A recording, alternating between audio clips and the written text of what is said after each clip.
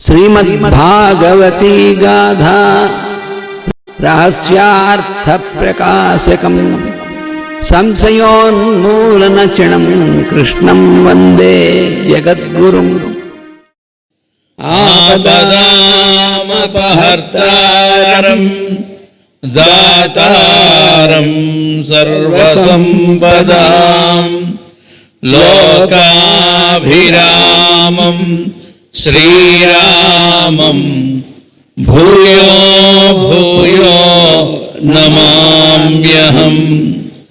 व्यासं वसिष्ठनप्तारं शक्ते पौत्रमकल्मषं पराशरात्मजं वन्दे सुखतातं तपोनिधिं। व्यासाय विष्णुरूपाय व्यासरूपाय विष्णवे नमो वै ब्रह्मनिधये वासिष्ठाय नमो नमः। श्रीमद्भागवती गाथा रहस्यार्थ प्रकाशकम् संशयोन्मूलनचणं कृष्णं वन्दे जगद्गुरुम्। वन्दे गुरुमनन्तार्यं वेदमार्गप्रवर्तकम् आयुर्वेदस्य पारज्ञं सर्वलोकहितैषिणम्। नारायणं नमस्कृत्य नरं चैव नरोत्तमं देवीं सरस्वतीं व्यासं ततो जयमुदीरयेत्। श्रीकैवल्यपदम्बु చేరుటకునై చింతించెదన్ లోకరక్షైకారంభకు భక్తపాలన కళా సంరంభకున్ దానవోద్రేకస్తంభకు కేళిలోల విలసదృగ్యాల సంభూత నానాకంజాత భవాండకుంభకు మహానందాంగనాడింభకున్ లలితస్కంధము కృష్ణమూలము సుకాలాపాభిరామంబు మంజులతా శోభితమున్ సువర్ణ సుమనస్సుజ్ఞేయమున్ సుందరోజ్వల వృత్తంబు మహాఫలంబు విమల వ్యాసాల వాలంబునై వెలయున్ భాగవతాఖ్య కల్పతరువు ఉర్విన్ సద్విజశ్రేయమై సర్వవేదార్థతత్వజ్ఞం వేదార్థ ప్రతిపాదకం పురాణసార సర్వజ్ఞం కృష్ణం వందే జగద్గురుం. ఓం అస్మద్గురుభ్యో నమః. మనం ఈరోజు ఉదయం చెప్పుకున్నటువంటి ఈ జీవుని యొక్క ప్రయాణము, తర్వాత జీవుడు భౌతిక శరీరము ఇతర శరీరాల్లో ఉన్నటువంటి సంబంధము, దానికి ప్రళయం అంటే ఏమిటని మనం పొద్దున కొంత చెప్పుకున్నాం. దీని గురించి భాగవత రహస్య ప్రకాశం 13వ భాగంలో కూడా మాస్టర్ గారు ఇచ్చినటువంటి వివరణ, అది కూడా మనం ఇప్పుడు ఒకసారి చెప్పుకుంటే మనం పొద్దున తెలుసుకున్నటువంటి దానికి ఇంకా కొంచెం మాస్టర్ గారి యొక్క వివరణ వల్ల తెలుస్తుంది మనకి. ఈ రహస్య ప్రకాశం 13వ భాగంలో చెప్తున్నారు. ఇందులో ఇంతకుముందు మనం పొద్దున చెప్పుకున్నటువంటి విషయం అంతా కూడా ముందు అంతా కూడా ఉంది. అదే కాకుండా వీడు చెప్తున్నారు ఏమంటే జీవుడు దేహం విడిచినప్పుడు దేహాదులకు ప్రళయం సంభవించును. అంటే మనం ఈ శరీరం అనేటువంటిది భౌతికమైనటువంటి కక్షలో ఉన్నటువంటిది, పూర్తిగా ఫిజికల్ ప్లేన్ లేక మెటీరియల్ ప్లేన్, దాంట్లో ఉన్నటువంటిది. మనకి ఇప్పుడు మనం కనిపిస్తున్నటువంటి దీనే స్థూల శరీరము అంటారు. ఏదైతే మనకి శబ్దస్పర్శ రూపరసగంధాదులు అనేటువంటి 5 తన్మాత్రలలో పనిచేసేటువంటి ఇంద్రియ గోచరమైనటువంటిది, ఇంద్రియాల ద్వారా తెలిసేటువంటి స్పర్శకి దృష్టికి అన్నిటికీ కూడా తెలిసేటువంటిది ఈ భౌతిక శరీరం, ఫిజికల్ బాడీ. ఈ భౌతిక శరీరం అనేటువంటిది డిజాల్వ్ అయిపోతుంది. ఇది అబ్సల్యూట్, ఎప్పటికీ ఈ ఆకారం ఈ రూపం అలా ఉండేటువంటిది కాదు ఈ భౌతిక శరీరం. ఇది నిత్యము మార్పులకు గురవుతూ ఉండేటువంటిది. ఈ లక్షణం ఈ శరీరం, భౌతికమైన శరీరానికి నిత్యం మనం జీవించి ఉన్నప్పుడు కూడా మార్పులు గురవుతూ ఉంటుంది. మనందరికీ తెలుసు అది. మనందరం పుట్టినప్పుడు నుంచి దీనికి స్థితులు ఉన్నాయి.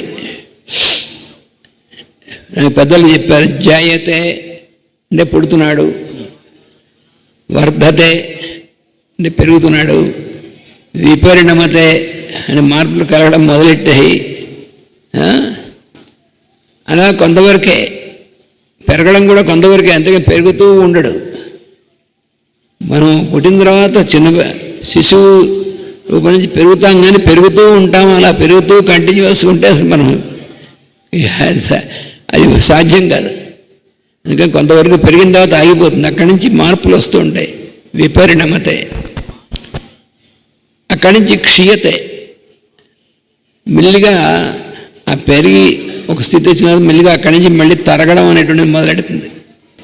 ఈ పరిణామాలు నుండి చోటు చేసుకుని మన వయస్సు పెరుగుతున్న కొద్దీ ఈ భౌతిక శరీరంలో అది క్షీణించడానికి కావాల్సినటువంటి వైపుకి దిశ మారుతుంది.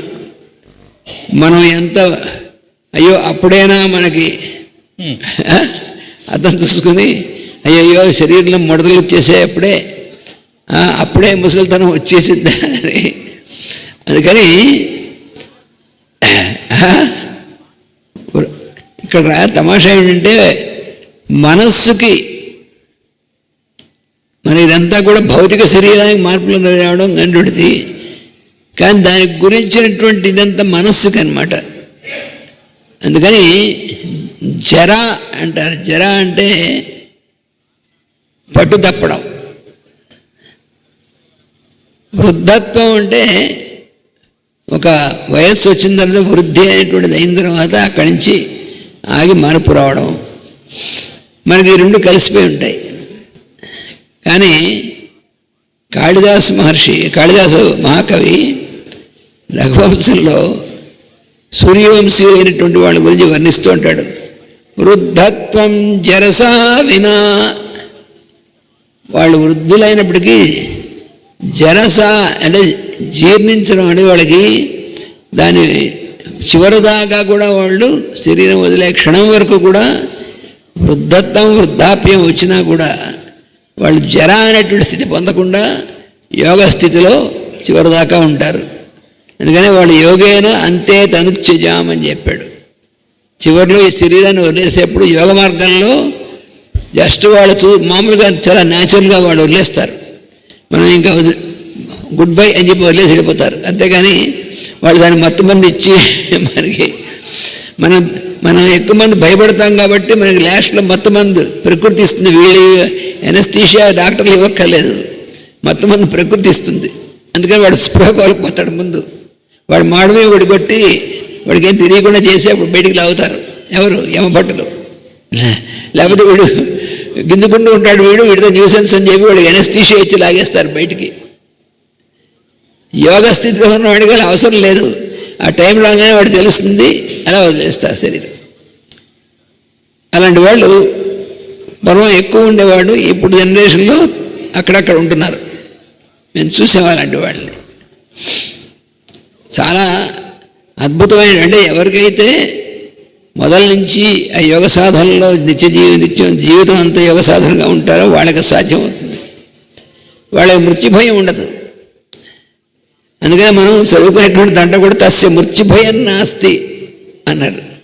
మనం హనుమంతుడి యొక్క కవించడం అంతా చివరికి అంటే మృత్యుర్నాస్తి అనలేరు, మృత్యుభయం నాస్తి అన్నారు.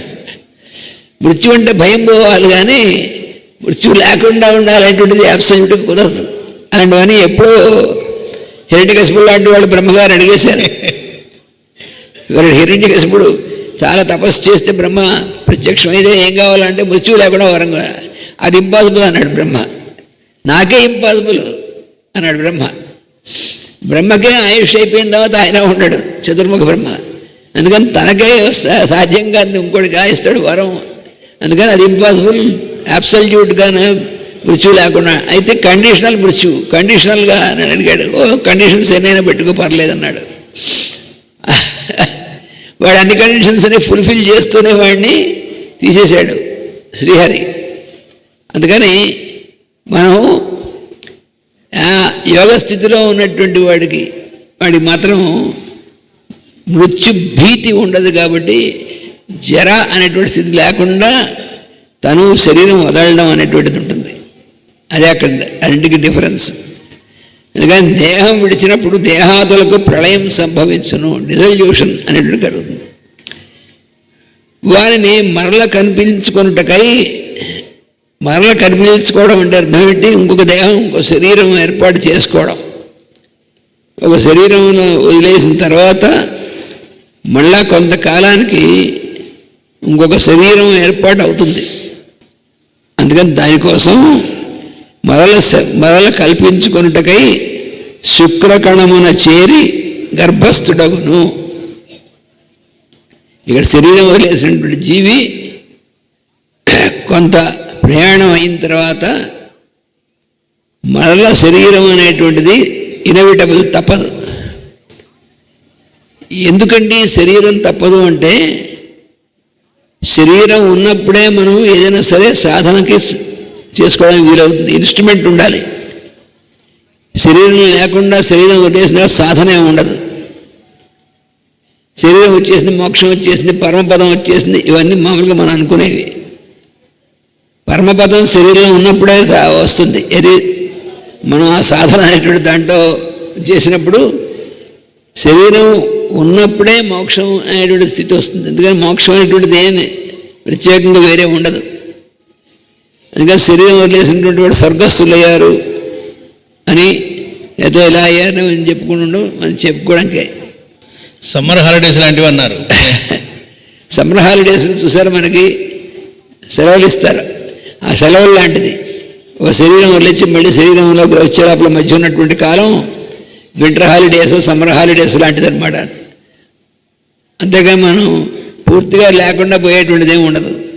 సమ్మర్లో ఏమి కొత్తగా ఉండి మళ్ళీ కోచింగు, ట్రైనింగు, సాధన ఏమి ఉండదు. మళ్ళీ అకాడమిక్ తెలిస్తేనే, మళ్ళీ బాడీ వస్తేనే.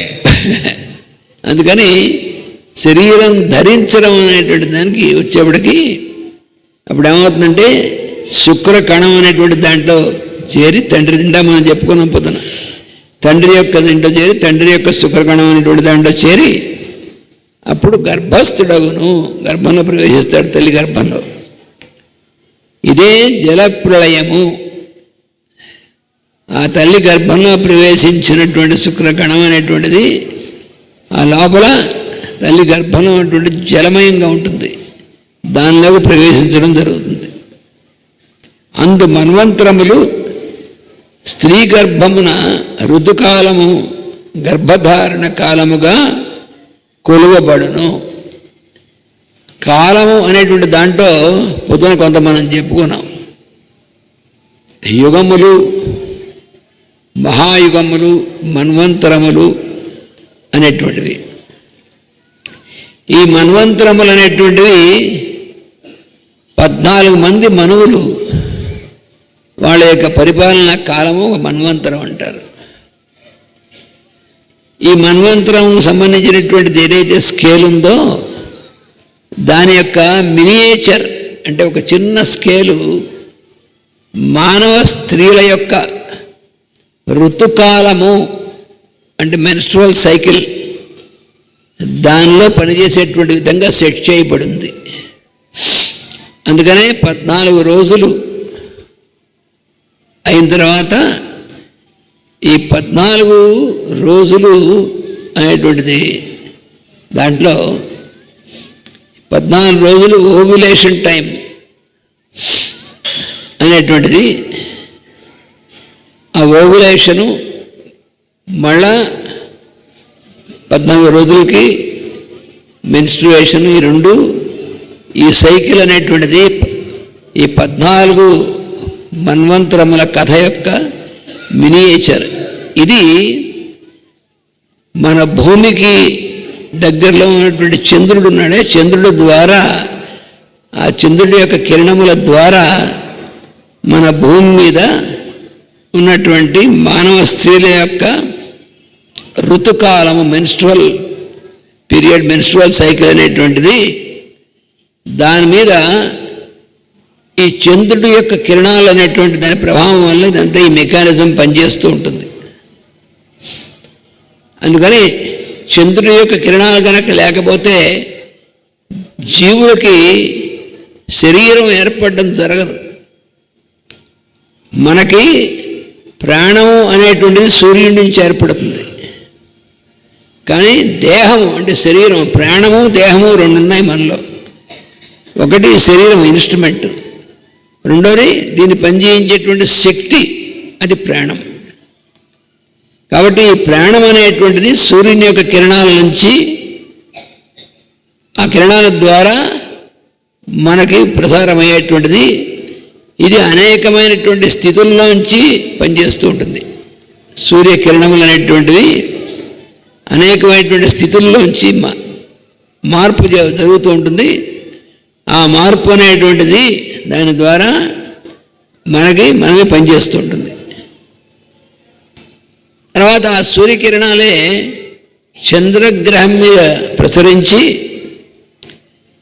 ఆ చంద్రగ్రహం అనేటువంటి దాని నుంచి పరావర్తనం అంటే రిఫ్లెక్షన్ అంటారు. ఆ చంద్రగ్రహం అనేటువంటి దానికి సూర్యుడి యొక్క కిరణాలు వెళతాయి. వెళ్ళిన తర్వాత ఆ సూర్యకిరణాలు అక్కడ వాటి యొక్క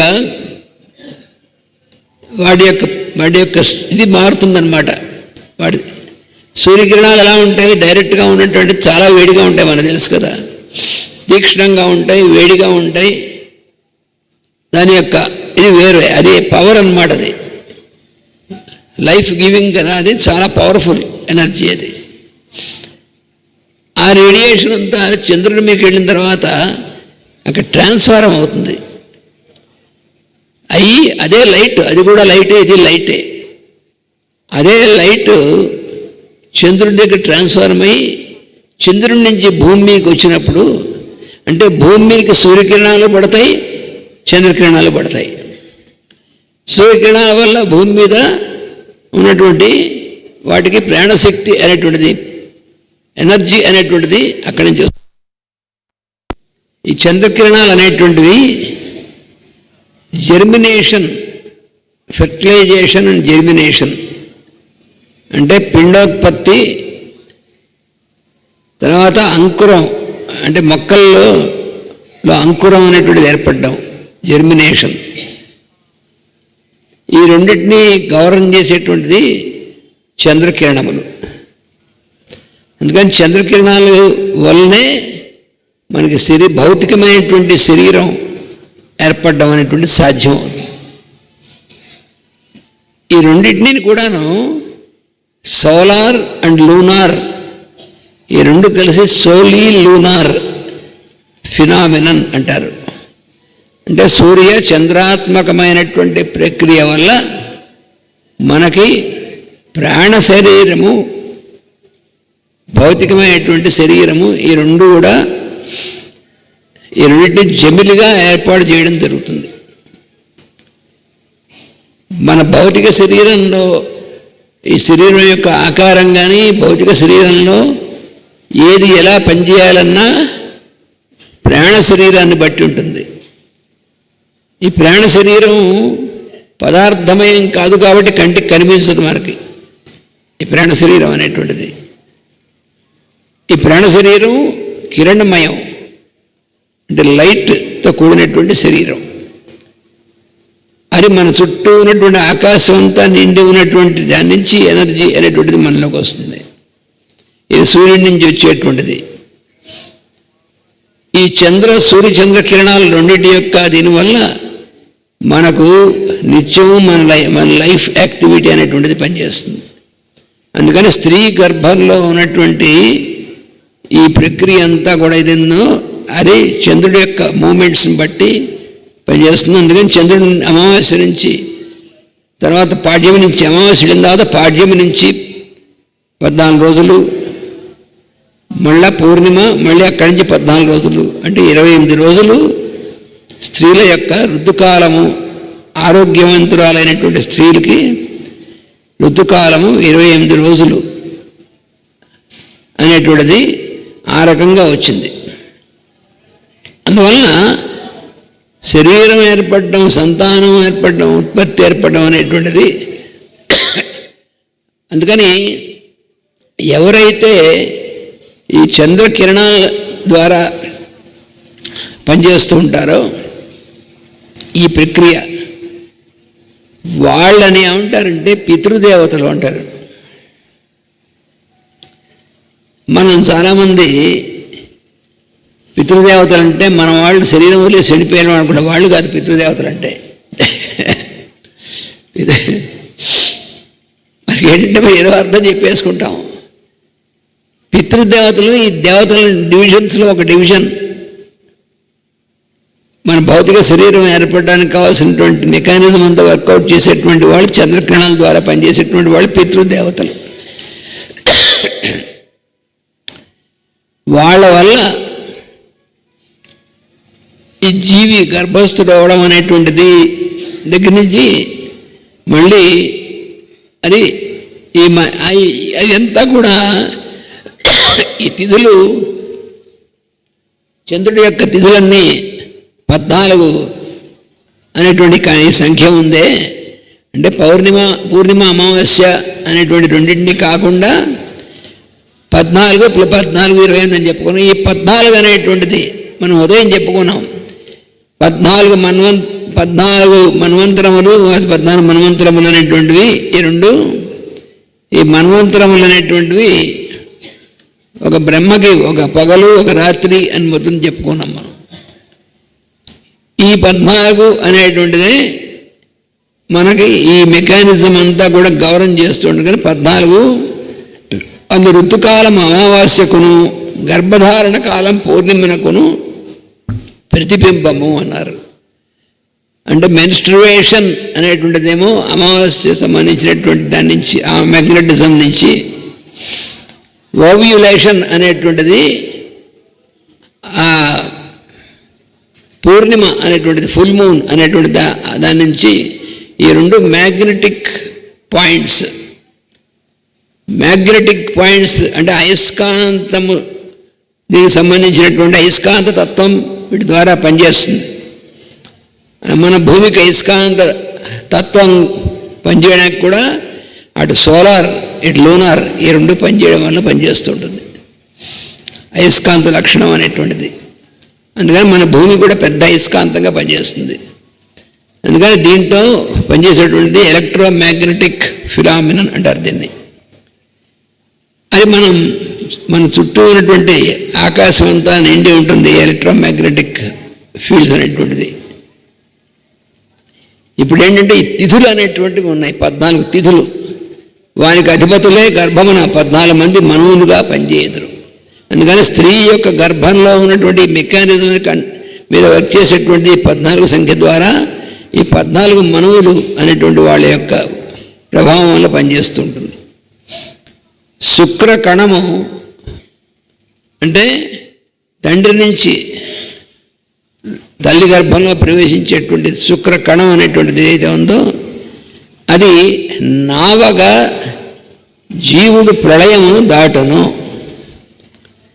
ప్రళయం అంటే డిజాల్వ్డ్ స్టేట్, అంటే ఒక శరీరము అనేటువంటిది ఏం లేకుండా కరిగిపోయినటువంటి స్థితి ఉన్నటువంటి దాన్ని ప్రళయం అంటారు అని గుర్తుపెట్టుకో. ప్రళయం అంటే టెక్నికల్ టర్మ్, అది సాంకేతిక పదం, అది డిజాల్వ్డ్ స్టేట్ ప్రళయం అంటే అని మనం గుర్తుపెట్టుకోవాలి. అందుకని ఆ ప్రళయం అనేటువంటిది దాన్ని దాటడం అంటే అర్థం ఏంటంటే ఆ కరిగిపోయినటువంటి స్థితిలో ఉన్నప్పుడు దాని నుంచి మళ్ళీ మనం ఫారం అనేటువంటిది ఏర్పడడం కోసం నావగా, అంటే మనం ఎలా అయితే సముద్రం దాటాలంటే ఒక నావ అనేటువంటిది దాటచ్చు, అలాగా ఈ శుక్ర కణం అనేటువంటిది ఒక నావగా పనిచేస్తుంది. ఇదే కథ మన మత్స్యావతారం అనేటువంటి దాంట్లో ప్రధానమైనటువంటిది. ఇందులో తమాషా అంటే ఈ మహామత్స్యము స్వామి మత్స్యంగా అవతరించినప్పుడు ఈ స్వామి ఏం చేశాడంటే ఆ నావని మునిగిపోకుండా ఉంచి అందులో ఉన్నటువంటి వాళ్ళు ఉన్నారు ఋషులు. ఆ ఋషులు అనేటువంటి వాళ్ళని జాగ్రత్తగా తీసుకొస్తే మళ్ళా ఈ ప్రళయం అనేటువంటిది దాటిన తర్వాత సృష్టి ప్రారంభానికి కావాల్సినటువంటి దీనికి వచ్చేప్పటికి వీళ్ళు ఏం చేస్తున్నారంటే ఈ జీవుల యొక్క మళ్ళీ వారికి శరీరం తయారు కావడానికి ఉన్నటువంటివన్నీ అందులో ప్రిజర్వ్ చేశారని చెప్పారు. అంటే ఈ శుక్ర కణంలో తర్వాతగా వచ్చేటువంటి శరీరం పెరగడానికి కావాల్సినటువంటిది శుక్ర కణం ఏదైతే ఉందో దాంట్లో ఈ ధర్మాలు అన్నీ ఇమిడి ఉంటాయి. ఆ ఉన్నటువంటివి పనిచేసి దాని నుంచి ఆకారం ఏర్పడడానికి కారణం ఈ చంద్రకిరణాలు. అలాగే ఒక విత్తనంలో కూడా ఒక మర్రి చెట్టు ఉందనుకోండి, ఆ మర్రి చెట్టు యొక్క మర్రికాయలో మర్రి పండులో విత్తనాలు ఉంటాయి. మర్రి గింజలో ఎన్ని విత్తనాలు ఉంటాయి లెక్క పెట్టగలరా? ఎవరూ లెక్క పెట్టలేరు. చాలా చిన్న చిన్న విత్తనాలు ఉంటాయి. అన్ని విత్తనాల కంటే చాలా చిన్న సైజు మర్రి విత్తనం. మర్రి కాయే చిన్నది, అందులో మర్రి విత్తనం మరీ చిన్నది. అంత చిన్న విత్తనంలోంచి అన్నిటికంటే పెద్ద చెట్టు మర్రి చెట్టు, ఈ రెండు చూడండి, అన్నిటికంటే చిన్నది ఆ విత్తనం, అన్నిటికంటే పెద్దది మర్రి చెట్టు. ఎంత వ్యాపిస్తుందండి అసలు ఊహి కాదు. అంత పెద్ద చెట్టు ఇంత చిన్న దీంట్లో ఎక్కడుంది? అది విచిత్రం. అంటే దాని యొక్క పొటెన్షియల్గా అందులో ఆ విత్తనంలో ఉందన్నమాట.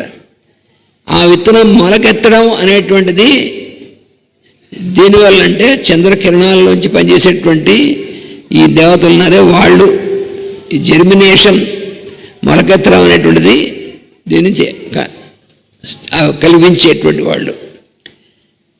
శుక్రకణము నవగా జీవుడు ప్రళయం దాటును. అందు పంచభూతములను మనస్సును ఆత్మను మరల మూట కట్టినట్టు మూర్తులు సప్త ఋషులుగా ఉందరు. మనం పొద్దున చెప్పుకున్నాం, అందులో ఋషులు దేవతలు కూడా కలిసి ఇందులో పనిచేస్తారని. ఆ ఋషులు చాలామంది ఉంటారు, కానీ అందులో ఒక 7 ఉంటారు ప్రధానమైనటువంటి వాళ్ళు సప్తర్షులు. ఆ సప్తర్షులు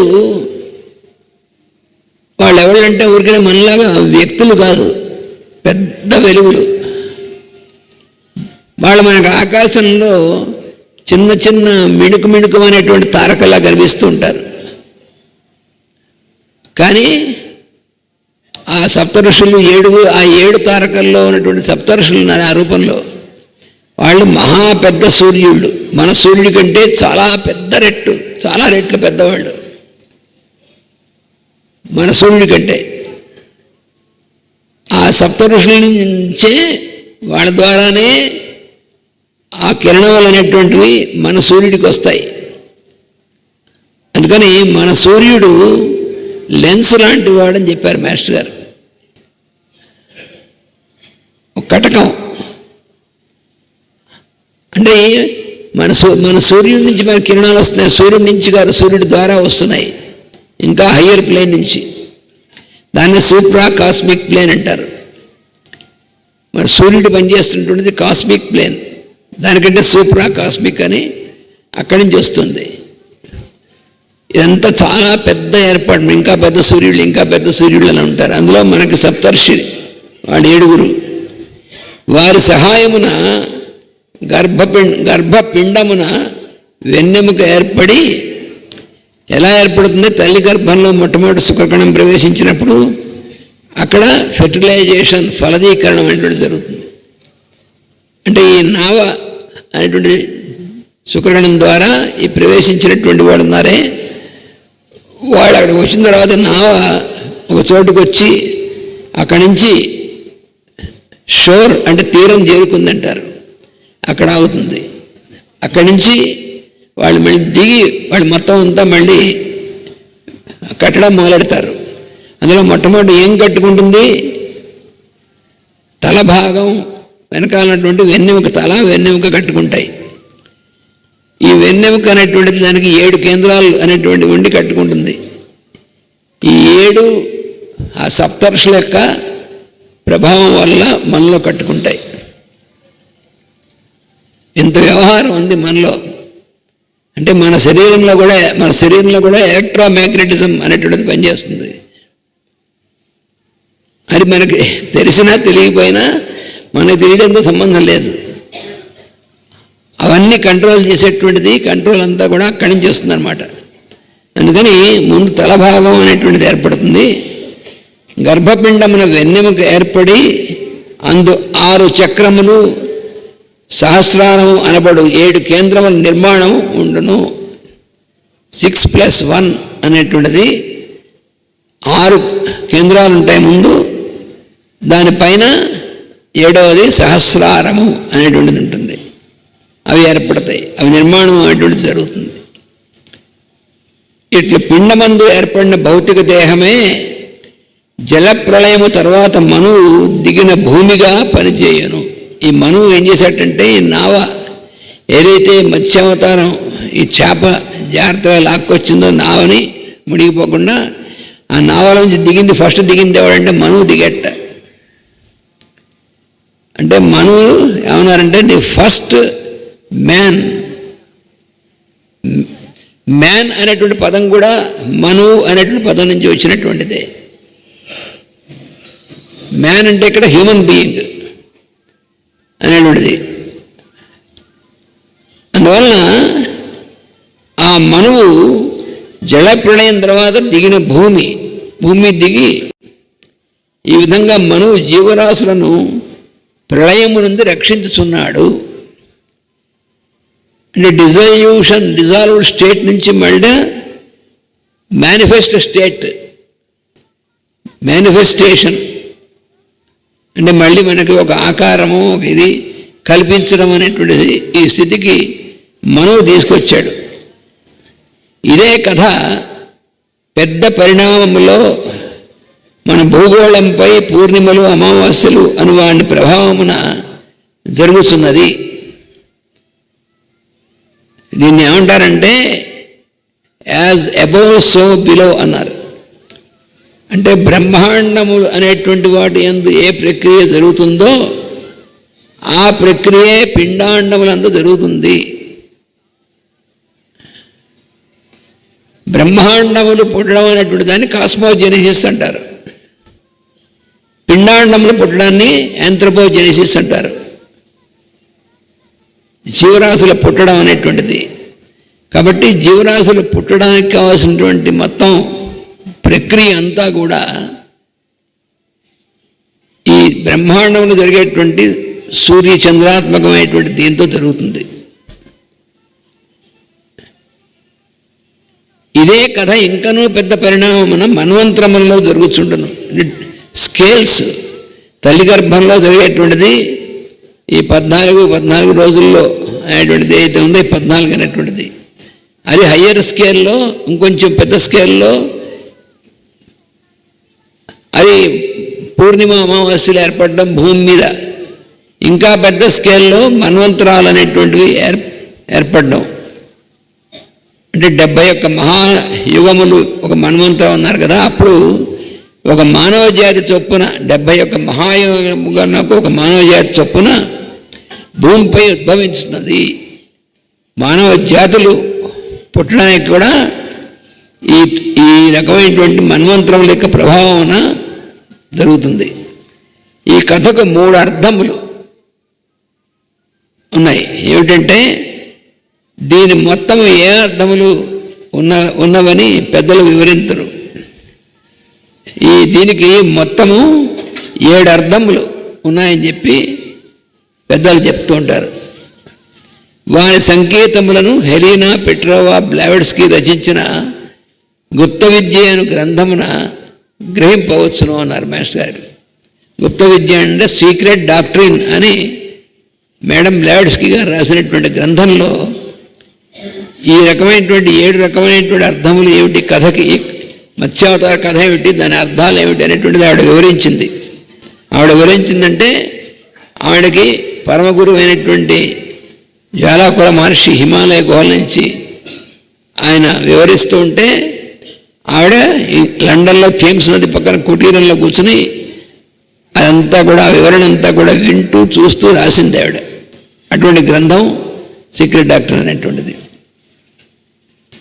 అది ఇందులో ఇచ్చినటువంటి ఈ 13వ భాగంలో మాస్టర్ గారు ఇచ్చినటువంటిది. అంటే మనం పొద్దున చెప్పుకున్న భాగం అంతా ఇచ్చి చివరిలో ఇది ఇచ్చారు. అందుకని మన భౌతిక శరీరం ఏర్పడడం అనేటువంటి కథ ఏదైతే ఉందో, అంటే ఇది నిరంతరం జరిగేటువంటి కథ.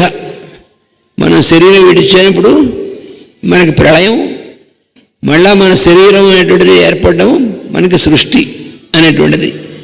ఈ మొత్తం అంతా కూడా ఈ తల్లి గర్భంలో ప్రవేశించడం, తల్లి గర్భంలో చదవడం అనేటువంటి మొత్తం ఈ కథ అంతా మత్స్యావతార కథకి కనెక్ట్ అయి ఉంది అని చెప్పి ఇది మనకి ఈ లింక్ ఇచ్చారన్నమాట పురాణాల్లో. అందుకని పురాణాల్లో ఉన్నటువంటి కథలు వీరికి పుగిడి పురాణాల్లో ఉన్నటువంటి కావు. ఈ మొత్తం సృష్టికి సంబంధించినటువంటి కథలవి. అవి నిరంతరం జరిగేటువంటి అవన్నీ కూడా ఫినామినన్ అంటారు. అవే కథలుగా ఇచ్చారు అక్కడ. కథలుగా ఎందుకు ఇచ్చారంటే కథలుగా ఇస్తే కథలుగా చదువుకుంటూ అవి ఎక్కడికి పోకుండా ఉంటాయి. మళ్ళీ ఎప్పుడో మాస్టర్ గారు లాంటి వాళ్ళు వచ్చి ఆ కథలకు అర్థం ఇవ్వడం చెప్పి మనకి విడదీసి చెప్తే ఓహో ఇది మన కథే కదా మనకు అర్థం అవుతుంటుంది. ఎప్పటికప్పుడు మనం తెలుస్తూ ఉంటుంది, ఎప్పటికప్పుడు మర్చిపోతూ ఉంటాం మనం. ఈ మర్చిపోయిన దాన్ని మళ్ళీ మనం తెలుసుకోవడానికి ఆ కథల ఆధారం. అందుకని కథల రూపంలో పెట్టారు పురాణాల్లో. అంతేగాని పురాణాల్లో ఉన్నటువంటి ఫెయిరీ టైల్స్ లాంటివి కావు. ఇక్కడ సోలార్ బయాలజీ మాస్టర్ గారు మనకు చెబుతారు. అక్కడ ఏదైతే జరిగిందో, ఎలా ఈ సృష్టి క్రమం అంతా విచ్చుకుంటూ వచ్చిందో, అదే గర్భంలో ఉండే పిండం కూడా సేమ్ అదే ఆర్డర్లో విచ్చుకుంటూ వస్తుంది. అంతేకాకుండా ఆ గర్భంలో శిశువు ఏ మాసంలో ఏ రకమైనటువంటి జరుగుతూ వస్తాయో భాగవతంలో ఉన్న ఒక్కొక్క స్కంధంలో ఉండే కథాభాగాలని దానికి సంబంధించినవి అని మొత్తం ఈ 12 స్కంధాలకి, భాగవతంలో ఉన్న 12 స్కంధాలకి ఆ ద్వాదశాత్మకుడైనటువంటి పరమాత్మ భూమి మీదకి జీవుడిగా అవతరించేది కూడా పరమాత్మే కనుక, ఆయన అంశే కనుక అది ఏమిటనేటువంటిది కూడా మనకు ఈ భాగవత రస ప్రకాశంలో మాస్టర్ గారు ఇచ్చారు. దానిలో భాగంగానే 9 మాసాలు మోసిన తర్వాత కనడం జరుగుతుంది 10వ నెలలో. అయితే మొట్టమొదటి నెలలో జీవుడిగా భగవంతుడు దిగి రావటం అనేది జరగాలి కనుక ఆయనకి ఘాటుగా డెత్తుట. అది జీవుడిగా రావాలంటే ఘాటుగా ఆయన ముందు జీవుడిగా దిగి రావటం, అది భగవంతుడిగా డెత్తుట. కాబట్టి ప్రథమ స్కందంలో శ్రీకృష్ణ నిర్యాణ ఘట్టం గురించి వివరించడం జరిగింది అన్నారు మాస్టర్. అంటే అపరిమితమైనటువంటి తత్వం, పరిమితమైనటువంటి తత్వంలోకి రావడం అంటే పెద్ద సాక్రిఫైస్ అది. అందుకని దాన్ని డెత్ ఆఫ్ గాడ్ అన్నారు. దాన్నే పైథాగరస్ అనేటువంటి ఆయన death of God is the birth of man అన్నాడు ఆయన. మానవుడుగా పరిమితత్వంలోకి రావడం అంటే అక్కడ అపరిమితత్వానికి డెత్ లాంటిది. అందుకని సంకేతమైనటువంటి వాక్యాలు చెప్పాడు ఆయన. ఇక్కడ మళ్ళా ఇక్కడి నుంచి 9 నెలలు లెక్కేస్తే 10వ నెల. కాబట్టి మళ్ళీ 10వ స్కందంలో శ్రీకృష్ణుడు యొక్క జనన ఘట్టము, అక్కడ మిగతా విశేషాలు వస్తాయి. ఈ మధ్యలో కాకుండా అక్కడ వివరంగా మొత్తం ఆయన చరిత్రం వస్తుంది. ఈ మధ్యలో అవన్నీ కూడా బ్రహ్మదేవుడు నాణం పట్టుకొని వెతకటం, ఇవన్నీ కూడా ఈ పిండం నుంచి ఇలా వెన్నుముక అలా ఏర్పడటం, అక్కడి నుంచి మిగతా గూడు కట్టుకోవటం, ఇట్లా ప్రతిదీ కూడా ఏ నెలలకి ఏ ఏర్పడుతూ ఉంటాయి, వీటికి అక్కడున్న కథలకి సంబంధం ఏంటనేది కూడా వివరంగా మనకు సందర్భానుసారంగా ఆ టాపిక్స్ అప్పుడు మాస్టర్ గారు మనకు తెలియజేశారు. తెలియజేస్తూ దీని గురించి సోలార్ బయాలజీ అనే గ్రంథంలో ఒక ఆయన తెలియజేశారు అక్కడ ఎలా ఉంటుందనేది. అయితే దానికి దీనికి ఉన్న సమన్వయం ఇది మాత్రం భాగవతంలో ఇవ్వబడింది అనేటువంటి విషయాన్ని మాస్టర్ గారు మనకి ఆ దర్శనాన్ని మొత్తాన్ని కూడా ఈ గ్రంథంలో ఈ 16 భాగాల్లో మనకు అందించడం జరిగింది. అంటే మనకి ఈ సృష్టికి సంబంధం ఉంది, సృష్టిలో నుంచే మనం వచ్చాం. ఇది మొత్తం కూడా అనుకోకుండా ఎలా పడితే అలా జరగడం అనేటువంటిది కాదు. గర్భంలో జరిగే మార్పుల్ని బయట ఏ సైంటిస్టులు ఏ డాక్టర్లైనా అది జరుగుతుందని అంతే అంటాడు. ఎట్లా జరుగుతుంది అంతటదే? ఇప్పుడు మనం భోజనంకి వెళ్తాం, దాని అంతటి భోజనం ఏర్పడుతుందా? దానికి కూరలు తేవాలి, కట్ చేసేవాళ్ళు ఉండాలి, వండేవాళ్ళు ఉండాలి. ఒక మెకానిజం అంతా జాగ్రత్తగా జరిగితే ఆ టైంకి టిఫినో భోజనమో మిగతా ఏర్పాట్లు జరుగుతూ ఉన్నాయి. ఎట్లా అయితే ఇంత ప్రీప్లాన్డ్గా మనం చిన్నదానికే ఉంటే ఈ సృష్టి అనేటువంటిది దాని అంతా ఎలా జరుగుతుంది? ఒక ప్లానింగ్ లేకుండా ఎంత అద్భుతమైనటువంటి సీక్వెన్స్ ఉన్నదో. అందుకే ఏంటంటే మరి భాగవతం అంటే మధ్యలో తీసుకొచ్చి మాస్టర్ గారు ముందు మాటలో కూడా రాశారు దీనిలో. ఏమనంటే ద్వితీయ స్కంధాన్ని చాలామంది ఈ సప్తాహాలు చెప్పేటప్పుడు కట్ చేసి పారేస్తారట. ఏదో అనవసరంగా ఇచ్చారండి, ఇది కథాభాగానికి పక్కగా ఉంది అని టక్కని లాగిచ్చేస్తారట. అనవసరంగా వేదవ్యాసుడు ఇవ్వటం ఉంటుందా? సుఖమహర్షి దాన్ని ఉపదేశించడం ఉంటుందా? నారాయణుడు బ్రహ్మదేవుడికి అనవసరంగా ఉపదేశించడం ఉంటుందా? కాబట్టి మనకు తెలియకపోతే దాన్ని అనవసరం అనుకోకూడదు. అందుకే మాస్టర్ గారు చెబుతారు వీటన్నిటిలో నుంచి మళ్ళీ ఇక్కడ ఇంకోటి కూడా జాగ్రత్త పడాల్సిందంటే ఈ సింబాలిజం లాగా ఈ సృష్టి కథ అంతా తెలుసుకుంటున్నప్పుడు ఇదంతా మనకెందుకండి కాదు. ఇదన్ని రూపాల్లోనూ కూడా ఆయన అపార కరుణతో ఇన్ని రూపాల్లోనూ ఇంత కథ నడుపుతున్నటువంటి పరమాత్మ నారాయణుడు అనేది గుర్తుపెట్టుకొని చదువుకోవాలని చెప్పారు. అది లేకుండా కేవలం సింబాలిజంలోకి వెళ్తే బాగుపట్ట ఉండదన్నారు, దమ్మిడికి పనికిరాదన్నారు. అంటే భాగవతం అంటే భక్తుల చరిత్ర. మరి ఏమిటండి అంటే మరి ఈ దేహం మనకి ఇవ్వబడింది, ఎంత లోపల ఎంతమంది స్కౌట్స్ లాగా పనిచేస్తూ ఉంటే ఈ దేహం ఇవ్వబడింది. వచ్చిన తర్వాత కూడా ఈ దేహం ఇలా నడుస్తూ ఉందిట అంటే వాళ్ళకి మనం ఏ శాలరీ ఇస్తున్నాం? ఉదయం టిఫిన్ తిన్నాం, 1 గంట లేట్ అవుతుంది భోజనం అన్నామంటే ఆకలి వేస్తుందండి అంటాం. చక్కగా అరిగిపోయేది ఆకలి వచ్చేట్టుగా ఎవరు చేస్తున్నారు లోపల? వాళ్ళు కనుక చేయకుండా స్ట్రైక్ చేశారనుకోండి ఓ 2 రోజులు మన పరిస్థితి అంటే డాక్టర్ దగ్గర వెళ్తే ఆకలి అవ్వట్లేదండి. ఏ రీప్లేస్మెంట్ ఎవడు ఏం చేయలేడు లోపల ఉన్నటువంటి ఆర్గాన్స్కి. అది మేము చాలా తీసుకొచ్చామండి కొత్తగా ఆర్టిఫిషియల్ ఇంటెలిజెన్స్ అండి, అదండి ఇదండి. ఏ ఇంటెలిజెన్స్లు చెప్పినా ఈ లోపల ఉన్నటువంటి పార్ట్స్ని ఎవరు క్రియేట్ చేయలేరు. వాడు ఏమైనా చేయొచ్చు కానీ మనిషిని మళ్ళీ క్రియేట్ చేయడం జరగదు. లోపల అది క్రియేట్ చేయబడుతుంది, మన చేతిలో లేదది. కాబట్టి ఈ అవతారాల గురించి చెప్పుకుంటున్నప్పుడు అవతారములుగా వచ్చిన సీక్వెన్స్కి కూడా దీనికి ఉన్న సంబంధం ఏమిటి అనేటువంటిది ఇక్కడ మనకి ఈ స్కంధంలో మనకి చెబుతూ ఉన్నారన్నమాట. ఇప్పుడు ఆ తర్వాత మత్స్యం తర్వాతది కూర్మావతారం. మరియు కూర్మావతారంబు వినుము.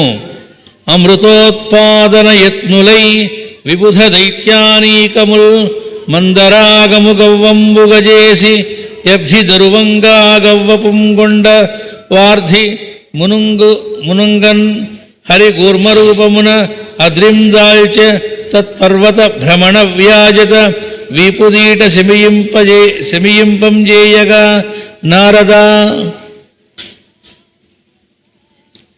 ఇక కూర్మావతారమును గురించి చెప్పేదను వినుము. పూర్వము దేవతలను రాక్షసులను అమృతమును పుట్టించుటకై మందర పర్వతమును కవముగా చేసి సముద్రమును చిలికిరి. మందర పర్వతము సముద్రమును మునిగిపోయెను. అప్పుడు విష్ణువు తాబేలు రూపము ధరించి పర్వతమును వీపును నిలిపెను. ఆ పర్వతము గిరగిరా తిరుగుచుండగా కూర్మమునకు వీపు దొరద శమించెను. దీని రహస్య ప్రకాశం కూడా ముందు చదువుకుందాం. కూర్మావతారమును గూర్చి తెలిపెదను. దేవతలను రాక్షసులను కలిసి అమృతమును పుట్టింపవలనని ప్రయత్నము చేసిరి.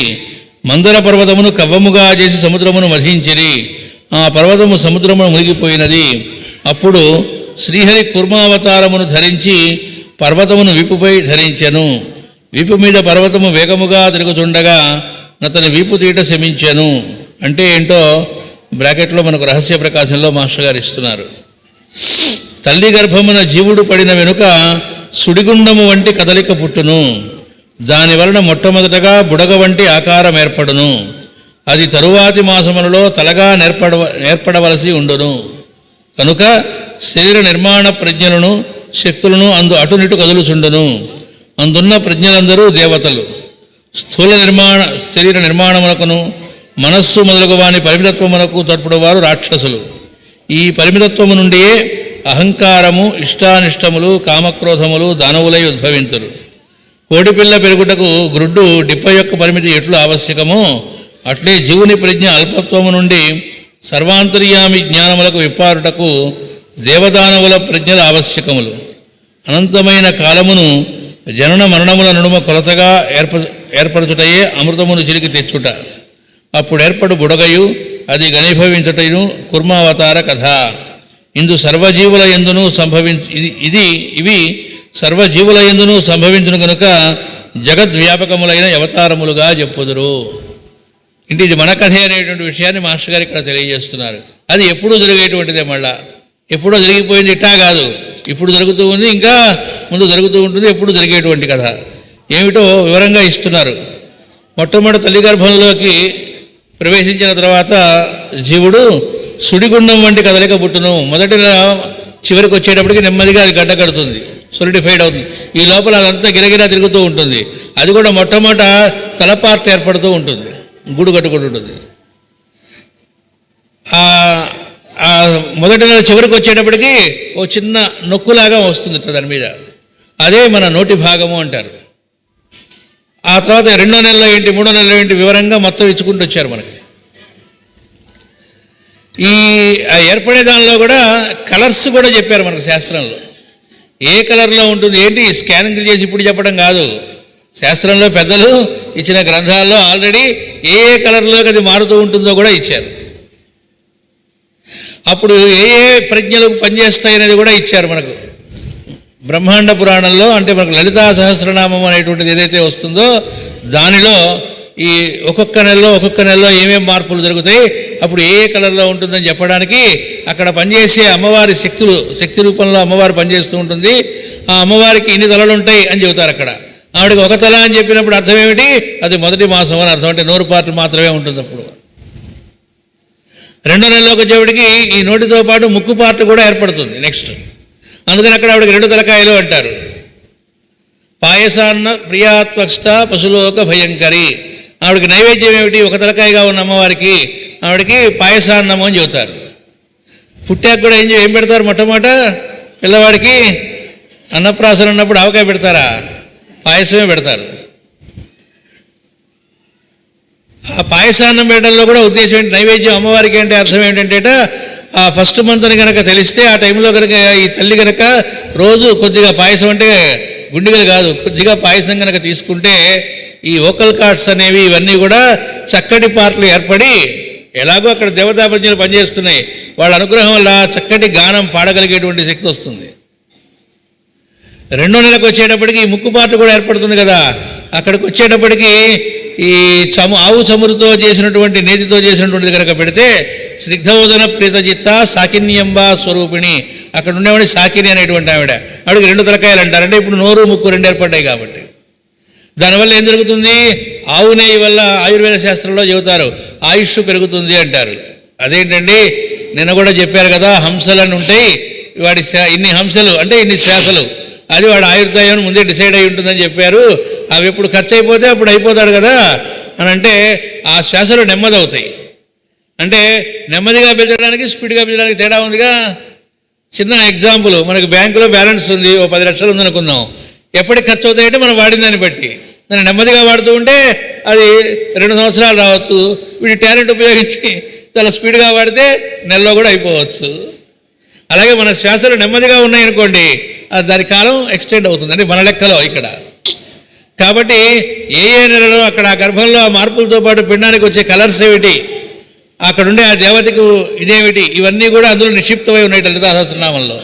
ఇవన్నీ మాస్టర్ గారు వ్యాఖ్యానం మనకి చెప్పింది. దురదృష్టవశాత్తు మనకు దొరకకపోయినా దాని నోట్స్ రాసుకున్నటువంటి జీలన్ శాస్త్రి గారు ఆయన గ్రంథంలో కొన్ని విశేషాలు తెలియజేశారు. అందులోవే ఇప్పుడు మనం ఇప్పుడు చెప్పినటువంటివి.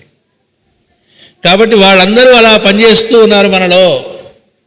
ఇక్కడ ఇవన్నీ చెప్పుకోవడంలో సారాంశం కూడా ఫైనల్గా ఏంటంటే, ఎందుకు పనిచేస్తున్నారు, ఎందుకు పనిచేయాలి, ఏంటి మనలో ఉన్నటువంటి గొప్పతనం ఏమిటి, మనకి చేయటం వల్ల వాళ్ళకు ఒరిగేది ఏమిటి, లేదా మనకి చేయకపోతే వాళ్ళకి వచ్చే లాస్ ఏమిటి, ఫైనల్గా అక్కడికి వస్తాం అన్నమాట. తర్వాత మరి అలా చేస్తున్న వాళ్ళు మనం ఏమన్నా ఆలోచిస్తున్నాం, వాళ్ళ గురించి ఏమైనా పట్టించుకుంటున్నామా? మనం పట్టించుకున్నా పట్టించుకోపోయినా, వాళ్ళని గౌరవించినా గౌరవించకపోయినా, ఉత్త ట్రాష్ అనుకున్నా, అలానే ఒకసారి కాసేపు అనుకుని వదిలేసినా, ఏం చేసినా వాళ్ళు పనిచేస్తూనే ఉన్నారు. అందుకే మాస్టర్ గారు ఏం చెబుతారంటే ఒక ఆంగ్ల ప్రసంగంలో, ఎలా అయితే వాళ్ళు అన్కండిషనల్గా మన ఎడల ఇలా సర్వీస్ చేస్తూ ఉన్నారో, మనం కూడా అన్కండిషనల్గా మన బాధ్యత మిగతా జీవరాశుల ఎడల, తోటి మానవుల ఎడల, మిగతా కింగ్డమ్స్ ఏవైతే mineral Kingdom, plant Kingdom, animal Kingdom, వాటితో కోఆపరేట్ చేసుకుంటూ వీళ్ళకి సహకరిస్తూ జీవించడం అనేటువంటిది మనకు పరమావధి అని చెప్పారు. అది ఆ రకమైనటువంటి జీవితాన్ని గడపాల్సి ఉంటుందని చెప్పారు. ఇక్కడికి వచ్చేటప్పటికి మనకి ఆ సుడిగుండం తర్వాత దేవత తల ఏర్పడుతుందని చెప్పారు కదా. కనుక తల అంటే మొత్తం తల అప్పుడే ఏర్పడిందని కాదు, ఆ ఏర్పడుతున్నది తలకి సంబంధించినటువంటి భాగం. అది తరువాతి మాసంలో తలగా ఏర్పడవలసి ఉన్నది. కనుక శరీర నిర్మాణ ప్రజ్ఞలను, శక్తులను అటునిటు కదలుచుండును. ఇందులో ప్రజ్ఞలు ఉంటాయి, శక్తులు ఉంటాయి. అవి రెండు లోపల కదులుతూ ఉంటాయి. అవే ఏం చెబుతున్నారు ఇక్కడ? అందున్న ప్రజ్ఞలందరూ దేవతలు, లోపలున్న ప్రజ్ఞలేమో దేవతలుట. స్థూల శరీర నిర్మాణమునకు, మనస్సు మొదలగు వాని పరిమితత్వమునకు తోడ్పడేవారు రాక్షసులు. ఇదేంటంటే రాక్షసులు అంటే మనకి ఇప్పటిదాకా ఉన్న ఫీలింగ్ వేరే. రాక్షసులు అంటే వాళ్ళంతా విలన్స్ అని కాదు. ఈ దేహం అనేటువంటి దాన్ని రక్షిస్తూ భౌతికంగా పరిమితత్వంతో ఉన్నటువంటి దాన్ని రక్షించేవాడు కాబట్టి రక్షస్సు, దాని నుంచే రాక్షసులు అనేటువంటి పదం వచ్చింది.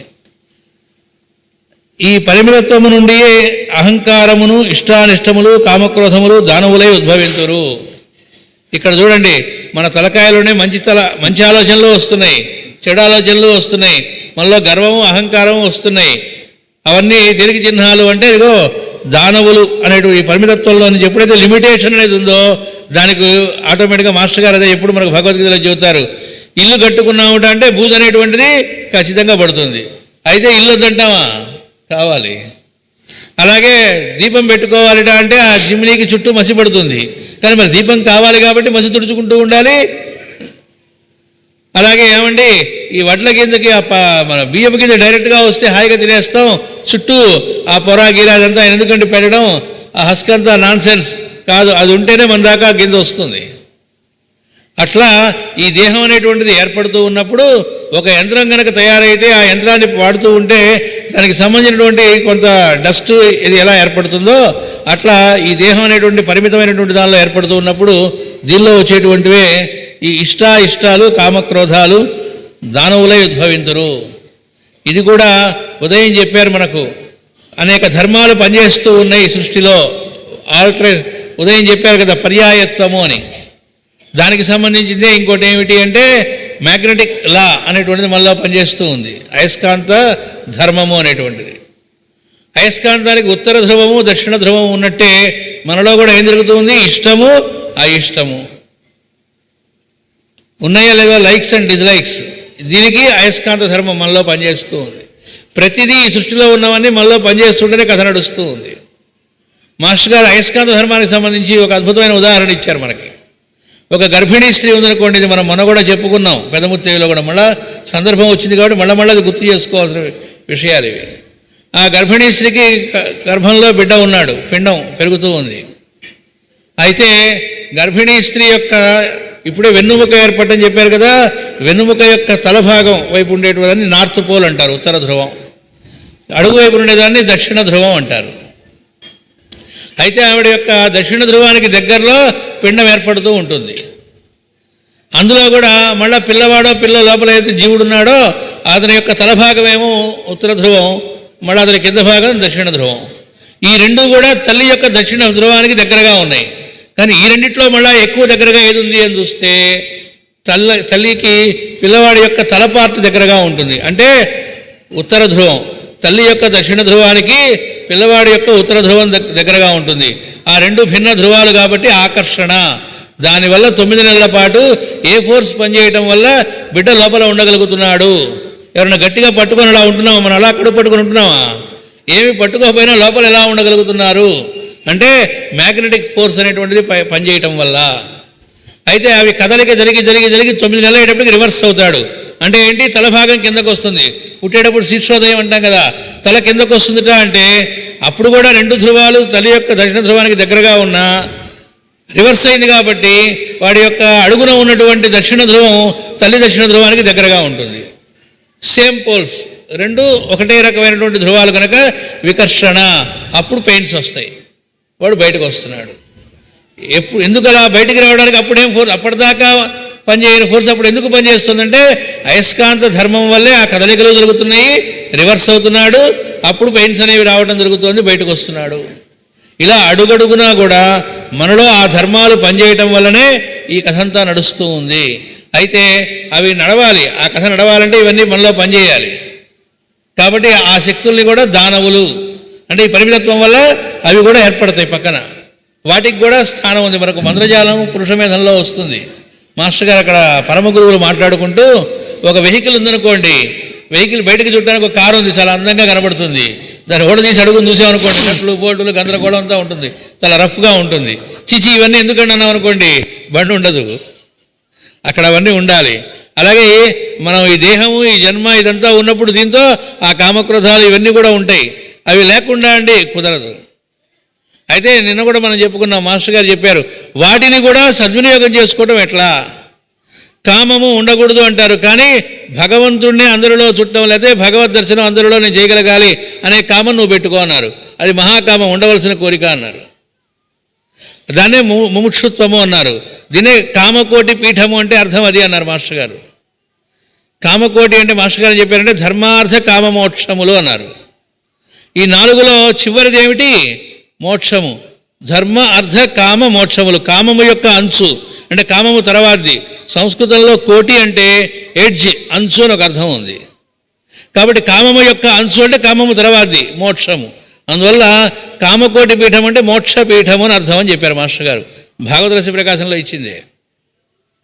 ఏందండి కామకోటి పీఠం అని పెట్టారు అనుకోవచ్చు. ఇది కామం అనే మాట వాడారేంటి వాళ్ళు కూడా? కాదు, కామకోటి అంటే మోక్ష పీఠము అని అర్థం.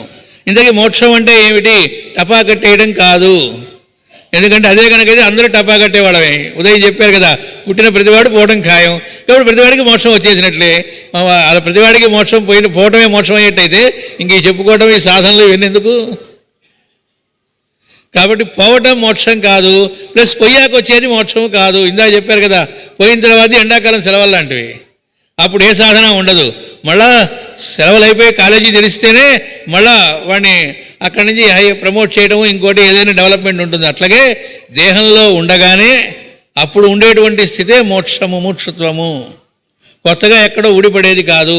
దాని నుంచి మనం విడిపడ్డాము, సహజ స్థితిలో నుంచి బయటపడ్డాము, మళ్ళీ మన సహజ స్థితిలోకి వెళ్ళడం అన్నారు. దానికోసమే రమణ మహర్షి గారు చెప్పిన మాస్టర్ గారు మనకు తెలియజేస్తూ ఉంటారు. ఎవరో వెళ్ళి ఏమండి నాకు మోక్షం ఎప్పుడు వస్తుంది అన్నట్ట. రాదురా అప్ప అన్నట్ట. అయ్యో అంత మహాపాపినా నాకు రాదా అని దిగులు పడ్డాట.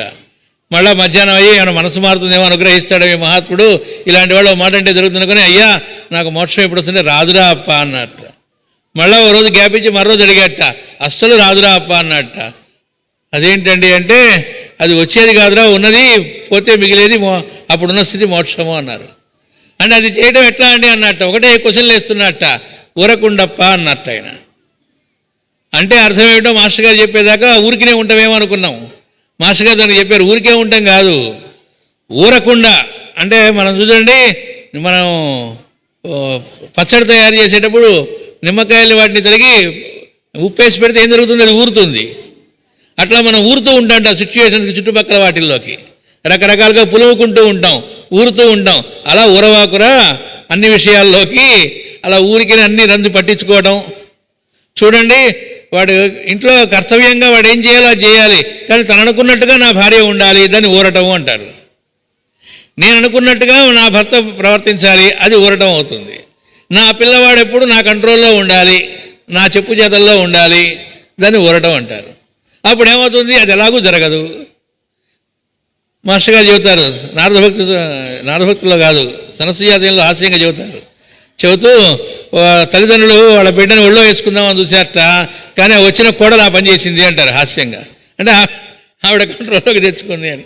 వీళ్ళు ఏడుస్తూ వాడు ఒకళ్ళు అడిగారట మాస్టర్ గారితో అన్నట్ట, ఏమండి నా పిల్లవాడు చెడిపోయాడు అన్నట్ట. ఏం చేశాడంటే పెళ్ళామాట వింటున్నాడు వాడు. ఎవరి పెళ్ళామని అడిగారట. పక్కింటి వాడి పెళ్ళామాట కదా, వాడి పెళ్ళామాట కదా వింటోంది అని అన్నట్ట మాస్టర్ గారు. అందువల్ల మనం ఆ ఊరడం అనేటువంటిది ఎక్కువగా చెప్పుకోకర్లే. మనం పొద్దుగుకులు అదే పనిలో ఉంటాం కాబట్టి ఎలా ఊరుతూ ఉంటాం రకరకాల విషయాల్లోకి అన్నింటిలోకి పట్టించుకుంటూ. కనీసం ఒక వయసు వచ్చిన తర్వాతనే దాన్ని వదులుకోగలుగుతామా? ఈ దేహం మీదే వదలేని వాడు ఇంకెవైనా ఎక్కడ వదులుతాడు? కాబట్టి అన్నీ పట్టించుకుని వాడే నస నోరు మూసుకు అన్నీ కావాలి నీకు, ఎక్కడికి పోతున్నావు అని అడుగుతాడు. వీడికి చెప్పలేదని ఒక గింజులాట.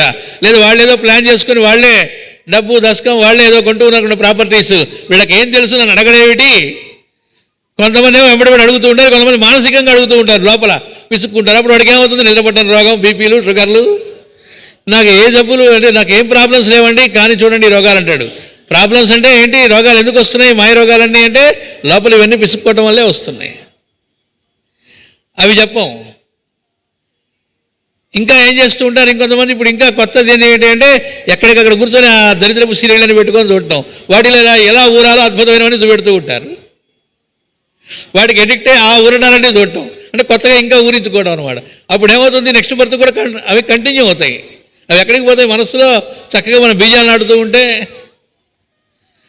మాస్టర్ దీనిలో పాజిటివ్ కూడా ఉంది. ఇప్పుడు మాస్టర్ గారు చెబుతారు, ఆయన చెబుతూ ఉంటే అనంతకృష్ణ గారు అడిగారు, ఏమండి మీరు అన్నన్ని గంటల పాటు మీ కంఠాన్ని టైంని అన్నింటినీ వెచ్చించి మా కోసమని ఎంతో విషయాలు చెబుతున్నారు, కానీ మాకు అర్థం కావట్లేదు ఎట్లా అని అడిగారు. ఒకసారి అడిగితే అవి అర్థం కావాల్సిన విషయాలు కాదు కాబట్టి అర్థం కావట్లేదు, ఏం కంగారు లేదు, నేను విత్తనాలు నాటుతూ ఉన్నాను, సమయం వచ్చినప్పుడు అవి వెచ్చుకుంటాయి అన్నారు. మంచిదానికి ఎలా ఉందో నెగిటివ్ కూడా అలాగే ఉంటుంది. మనం అవి నాకేం పని చేయమండి, నేను ప్రేయర్ చేసుకుంటూ ఉంటా, గురువులకు వెళ్తూ ఉంటా, రోజు డిస్పెన్సరీ సర్వీస్ చేస్తుంటా, ఏదో తమాషకు ఒక గంట అలా పెట్టుకుని అవేవో చూస్తూ ఉంటానండి, నా మీద అవేం ప్రభావం చూపెట్టదు అంటే మనమే డిసైడ్ చేస్తే ఎట్లా ప్రభావం చూపెడతాని సృష్టి ధర్మం అది ఖచ్చితంగా ప్రభావం చూపెడతాయి. కాబట్టి ఆ రాక్షసులు అనేటువంటి వాళ్ళు పుట్టడం ఖాయం, కానీ ఆ దేహం అనేది ఏర్పడ్డప్పుడు వస్తూ ఉంటాయి, వాటి నుంచి మనం బయటపడడం జాగ్రత్త పడాలి. ఇక్కడ ఏం చెబుతున్నారు? కోడిపిల్ల పెరుగుటకు గ్రుడ్డు డిప్ప యొక్క పరిమితి ఎట్లు ఆవశ్యకమైనదో, గ్రుడ్డు లేకుండా బిడ్డ ఎలా వస్తుంది? అది ఎట్లా ఆవశ్యకమో అట్లే జీవుని ప్రజ్ఞ అల్పత్వము నుండి సర్వాంతర్యామి జ్ఞానములకు విప్పారుటకు దేవదానవుల ప్రజ్ఞలు ఆవశ్యకములు, ఇద్దరూ ఉండవలసిందే. కాబట్టి మనకి నెగిటివ్ థాట్స్ వస్తుంటాయి, పాజిటివ్ థాట్స్ వస్తూ ఉంటాయి, రెండూ ఉంటాయి లోపల. అయితే మనం ఏం చేయాలి? దానికి ఒక ఫిలాసఫర్ ఒక ఆయన అడిగారట, ఎవరో ఒక అమెరికన్ ఒక మహనీయుడిని. ఆయన తమాషగా చెప్పాట, నాలో 2 కుక్కలు ఉన్నాయి అన్నట్టు ఆయన. ఒకటి మంచి అనే కుక్క, ఒకటి చెడు అనే కుక్క అన్నాడు ఆయన. అవి రెండు ఎప్పుడు కొట్టుకుంటూ ఉంటాయి అన్నట్టు ఆయన. ఎవడో నాపోటీ అడిగాట, ఏ కుక్క గెలుస్తూ ఉంటుందండి అని అడిగాట. అంటే నేను ఏ కుక్కకి ఎక్కువ ఆహారం వేస్తానో ఆ కుక్క గెలుస్తూ ఉంటుంది అన్నట్టు ఆయన. అలాగే మనలో కూడా రెండూ ఉంటాయి, కానీ దేన్ని పెంపొందించడానికి కావాల్సిన ఆహారం మనం వేస్తున్నాం అంటే ఎలాంటివి మనం చూస్తున్నాం, ఎలాంటివి వింటున్నాం, లేదా ఎలాంటివి వినడానికి ఎక్కువ ఆసక్తి చూపెడుతున్నాం. చాలా మంచి విషయాలు వింటూ ఉన్నప్పుడు కూడా ఉన్నట్టుండి స్కోర్ ఎంతనో, లేదా ఇంకేదో పాలిటిక్స్ గురించో, లేదా ఇంకేంటోనో వాటి మీదకి మైండ్ పోతుందిట. లేదా ఈ పార్టీ వాడు వాడిని తిట్టాడు, ఆ పార్టీ వాడు వీడేం తిట్టాడు, వాళ్ళు కలిసి బిజినెస్లు చేసుకుంటుంటారు విడిగా. బయటకు వచ్చి అలా సినిమా షోలా కాసేపు మీడియాలో చేస్తూ ఉంటారు. వీళ్ళు పెంచేదోళ్ళలాగా అవన్నీ బయటికి ఎక్కించుకొని. కాబట్టి దేనికి ఆహారం వేస్తాం? అందువల్ల ఈ ఇద్దరు శక్తులు పనిచేయడం అనేది సృష్టి ధర్మం. అందుకే భగవంతుడు అనేటువంటి వాడి గురించి మాస్టర్ గారు ఏం చెప్పారు? సత్యము అసత్యము ఈజ్ ఈక్వల్ టు అసలు సత్యం అన్నారు.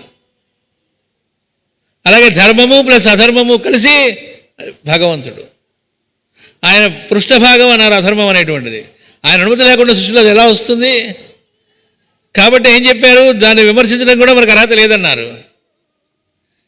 నువ్వు పాజిటివ్గా ఉండటమే తప్ప నెగిటివిటీ గురించి నువ్వు విమర్శిస్తున్నావుట అంటే నెగిటివ్లోకి వెళ్ళిపోతావు. అందుకే మాస్టర్ గారు చెప్పి దాన్ని ధర్మ సంస్థాపనం అనుకోరాదు అన్నారు.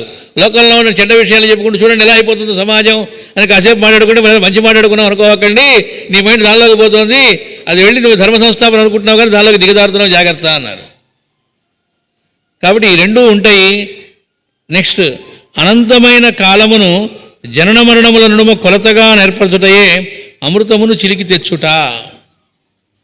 ఇంకోటి కూడా మనకు భాగవత రసప్రకాశం మొదటి భాగంలో అమృతము అంటే చెబుతూ మన గుండెకాయని అమృతం అని చెప్పారు. అక్కడ కూడా అవతారాల గురించి క్లుప్తంగా ఇస్తూ ధన్వంతరి అవతారాల గురించి చెబుతూ అమృత కలశం అంటే అర్థం ఏంటంటే మన గుండెకాయని తీసుకొచ్చారు అని. అంటే అర్థం ఏంటంటే ఈ పరిమితమైనటువంటి కాలంలో కూడా అనంతత్వానికి పోవడానికి కారణంగా మనకి ఈ జన్మ అంటూ ఇచ్చారు, ఆయుర్దాయం ఇచ్చారుగా, లైఫ్ స్పాన్ ఇచ్చారు. అది పరిమితమైందే. ఈ పరిమితమైనటువంటి లైఫ్ స్పాన్లో ఆ అపరిమితం దానికి వెళ్ళడానికి స్కోప్ ఎక్కడుంది? దీనిలోనే ఉంది. మాస్టర్ గారు దీన్నే మనకు ఒక మాట చెబుతారు. ఏమని అంటే పర్మనెంట్, టెంపరరీ రెండు ఉన్నాయి అన్నారు లోకంలో. ఈ దేహం టెంపరరీ, తుచ్చమైందండి, నీచమైందండి, ఇది అలా చిన్న బుడగండి, ఎప్పుడైనా పగిలిపోయే బుడగ అని కబుర్లు చెప్పడం కాదు. భగవంతుడు పిచ్చివాడేం కాదు, నీకు చక్కగా జన్మ ఇచ్చి దాన్ని సద్వినియోగం చేసుకోరా అంటే ఇది పిచ్చిది, కుళ్ళిపోయింది, నువ్వు కొడగొట్టుకుని దేవుడిని తిడితే ఉపయోగం ఏం లేదు అన్నారు. దేవుడా నన్ను పట్టుకెళ్ళిపో ఈ పాడు శరీరాన్ని, నువ్వు పాకిదేవుడిలాగా చేసుకుని దాని పాడు శరీరం అంటే ఎట్లా అన్నారు. ఈ టెంపరరీ వాల్యూస్ అయినటువంటి దీన్ని పట్టుకొని పర్మనెంట్ వాల్యూస్ దానికి ప్రయత్నం చేయడం కోసమే ఇది ఇచ్చారు అని చెప్పారు. ఈ టెంపరరీది ఎందుకు ఇచ్చారు? దీనిలోనే ఉంటామని కాదు, కానీ దీన్ని పట్టుకొని పర్మనెంట్ వాల్యూస్ ఏదో దానికి వెళ్ళాలి. ఏమంటే అలా ప్రయత్నం చేస్తూ ఉన్నప్పుడు మధ్యలో ఉన్నట్టు నాయుర్తం అయిపోయి పోయామనుకోండి, దానికి మనకు ఆన్సర్ భగవద్గీతలో ఇచ్చారు. ఏమీ నష్టం లేదు, వీడు ఎక్కడ దాకా సాధన చేశాడో అక్కడి నుంచి నెక్స్ట్ బర్త్లో కంటిన్యూ అవుతుంది అన్నారు. ఇక్కడ మళ్ళీ అర్థం చేసుకోవాల్సింది కూడా మాస్టర్ గారు మనకి ఇచ్చారు. ఎవడో చదువుకున్నాడు, ఎంఏ పిహెచ్డీ లేదా ఎంఎస్సీ పిహెచ్డీలు చేశాడు, ఇవి కంటిన్యూ కావు, నెలకి బద్ద గీసుకోవడం ఈ సర్టిఫికేట్స్. ఏమంటే నేను ఇప్పుడు డాక్టర్నండి, నెక్స్ట్ బర్త్లో కూడా కంటిన్యూ అవుతుందా? ఏమీ ఉండదు. నువ్వు ఇంజనీరా, డాక్టరా, ఇవి కంటిన్యూ కావు, కానీ ఆ స్కిల్స్ ఉన్నాయి కదా నీలో, అవి కంటిన్యూ అవుతాయి. అవి ఎట్లా అయితే ఆ స్కిల్స్ చూడండి, ఒకడు కారు పట్టుకొని మొదలు పెట్టగానే బ్రహ్మాండంగా నడిపేస్తాడు, ఒకడికి చిన్నప్పటి నుంచి ఎటగటగా ఆ మ్యాథ్స్ అర్థమైపోతూ ఉంటుంది, ఒకడు బాగా అందుకుంటూ ఉంటాడు కొన్ని విషయాల్ని. అంటే ఏంటి, దీనికి సంబంధించిన నాలెడ్జ్ కింద జన్మలో వాడికి పూర్తయింది. వాడు వెంటనే పాజిటివ్ అయినా అంతే, నెగిటివ్ అయినా అంతే. ఒక్కోడు అలా వెళ్ళంగానే అందుకొని పేకాట బ్రహ్మాండంగా ఆడేస్తూ ఉంటాడు, అంటే వాడికి దానికి సంబంధించి కింద జన్మలో బాగా శిక్షణ అయ్యిందని అర్థం. ఇంకోటికి చెస్లో అయి ఉండొచ్చు, ఒకటి క్రికెట్లో అయి ఉండొచ్చు, ఇంకో విషయంలో అయి ఉండొచ్చు. అలాగే ఆధ్యాత్మిక సాధన అంటే మనం ఎవల్యూషన్లో ముందుకెళ్ళడానికి కావాల్సింది ఏదైతే ఉందో దానికి సంబంధించినటువంటిది మనం సాధన ఏదైతే ఈ బర్త్లో చేసామో అది ఎక్కడ దాకా ఈ జన్మలో వచ్చిందో అది అక్కడి నుంచి కంటిన్యూ అవుతుంది. అలా అవ్వదు అన్నట్టయితే సాధన చేయడం ఎందుకు? ఒక్క జన్మలో అందరూ అన్ని మొత్తం సాధించలేరుగా.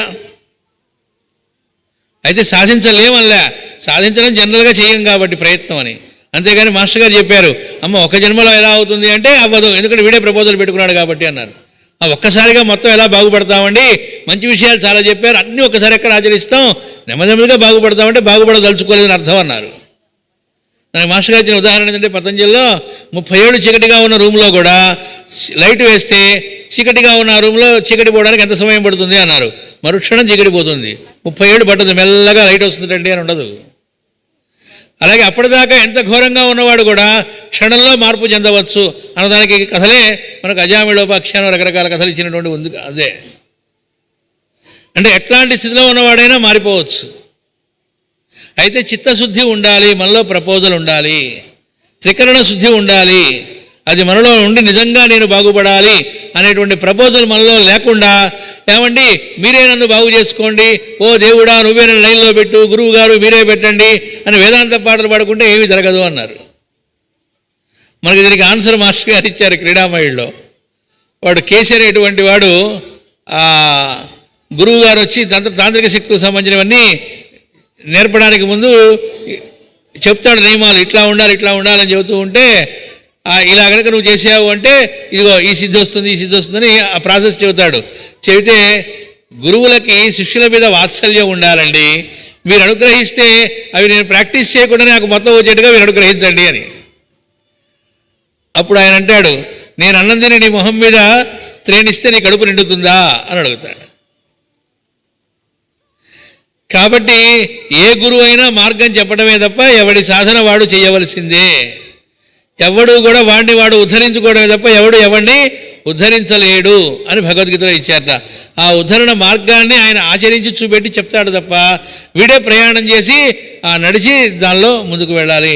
వెళుతూ ఉంటే మాత్రం ఎప్పుడు ప్రకృతి అనేటువంటిది రెడీగా ఉంటుంది, ఆ గురువు ఎప్పుడు సిద్ధంగా ఉంటాడు వచ్చి మనం నడిపించడానికి అని చెప్పారు.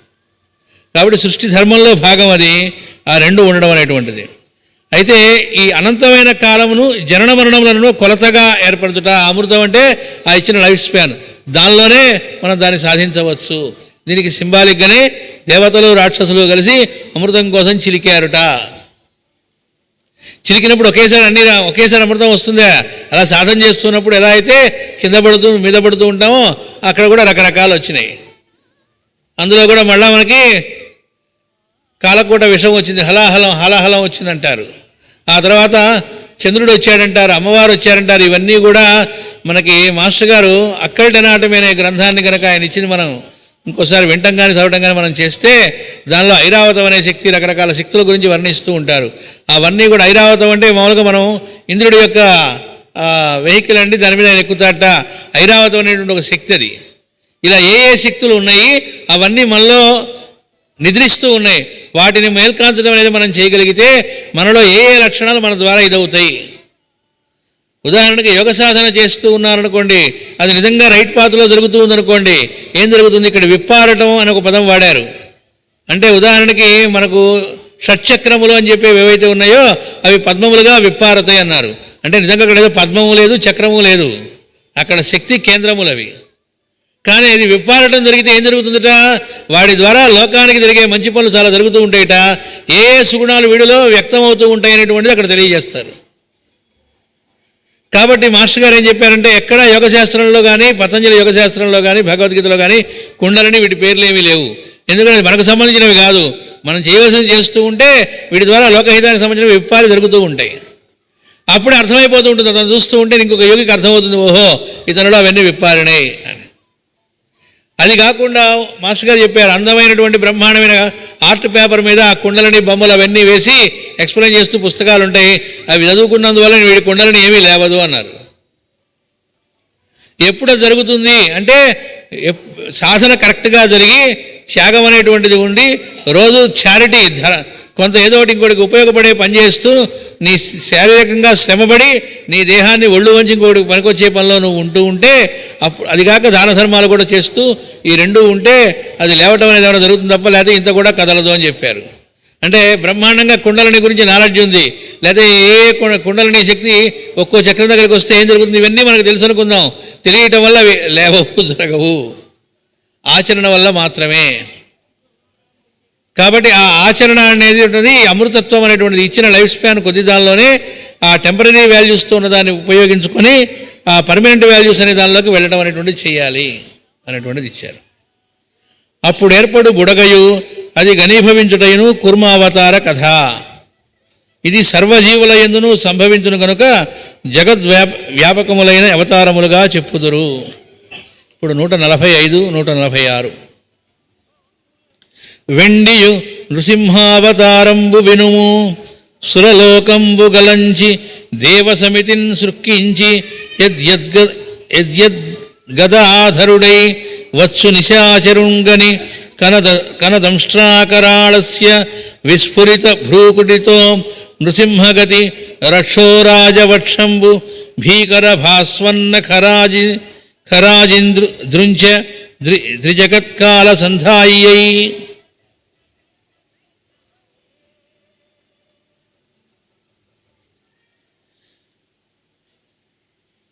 ఇక నరసింహావతారమును గురించి చెప్పెదను.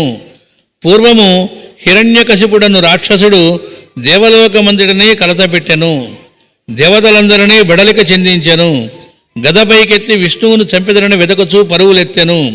అప్పుడు విష్ణువు నరసింహావతారము ఎత్తి భయంకరమైన కోరలతో బెగించిన కనుబొమలతో వానికి సాక్షాత్కరించెను.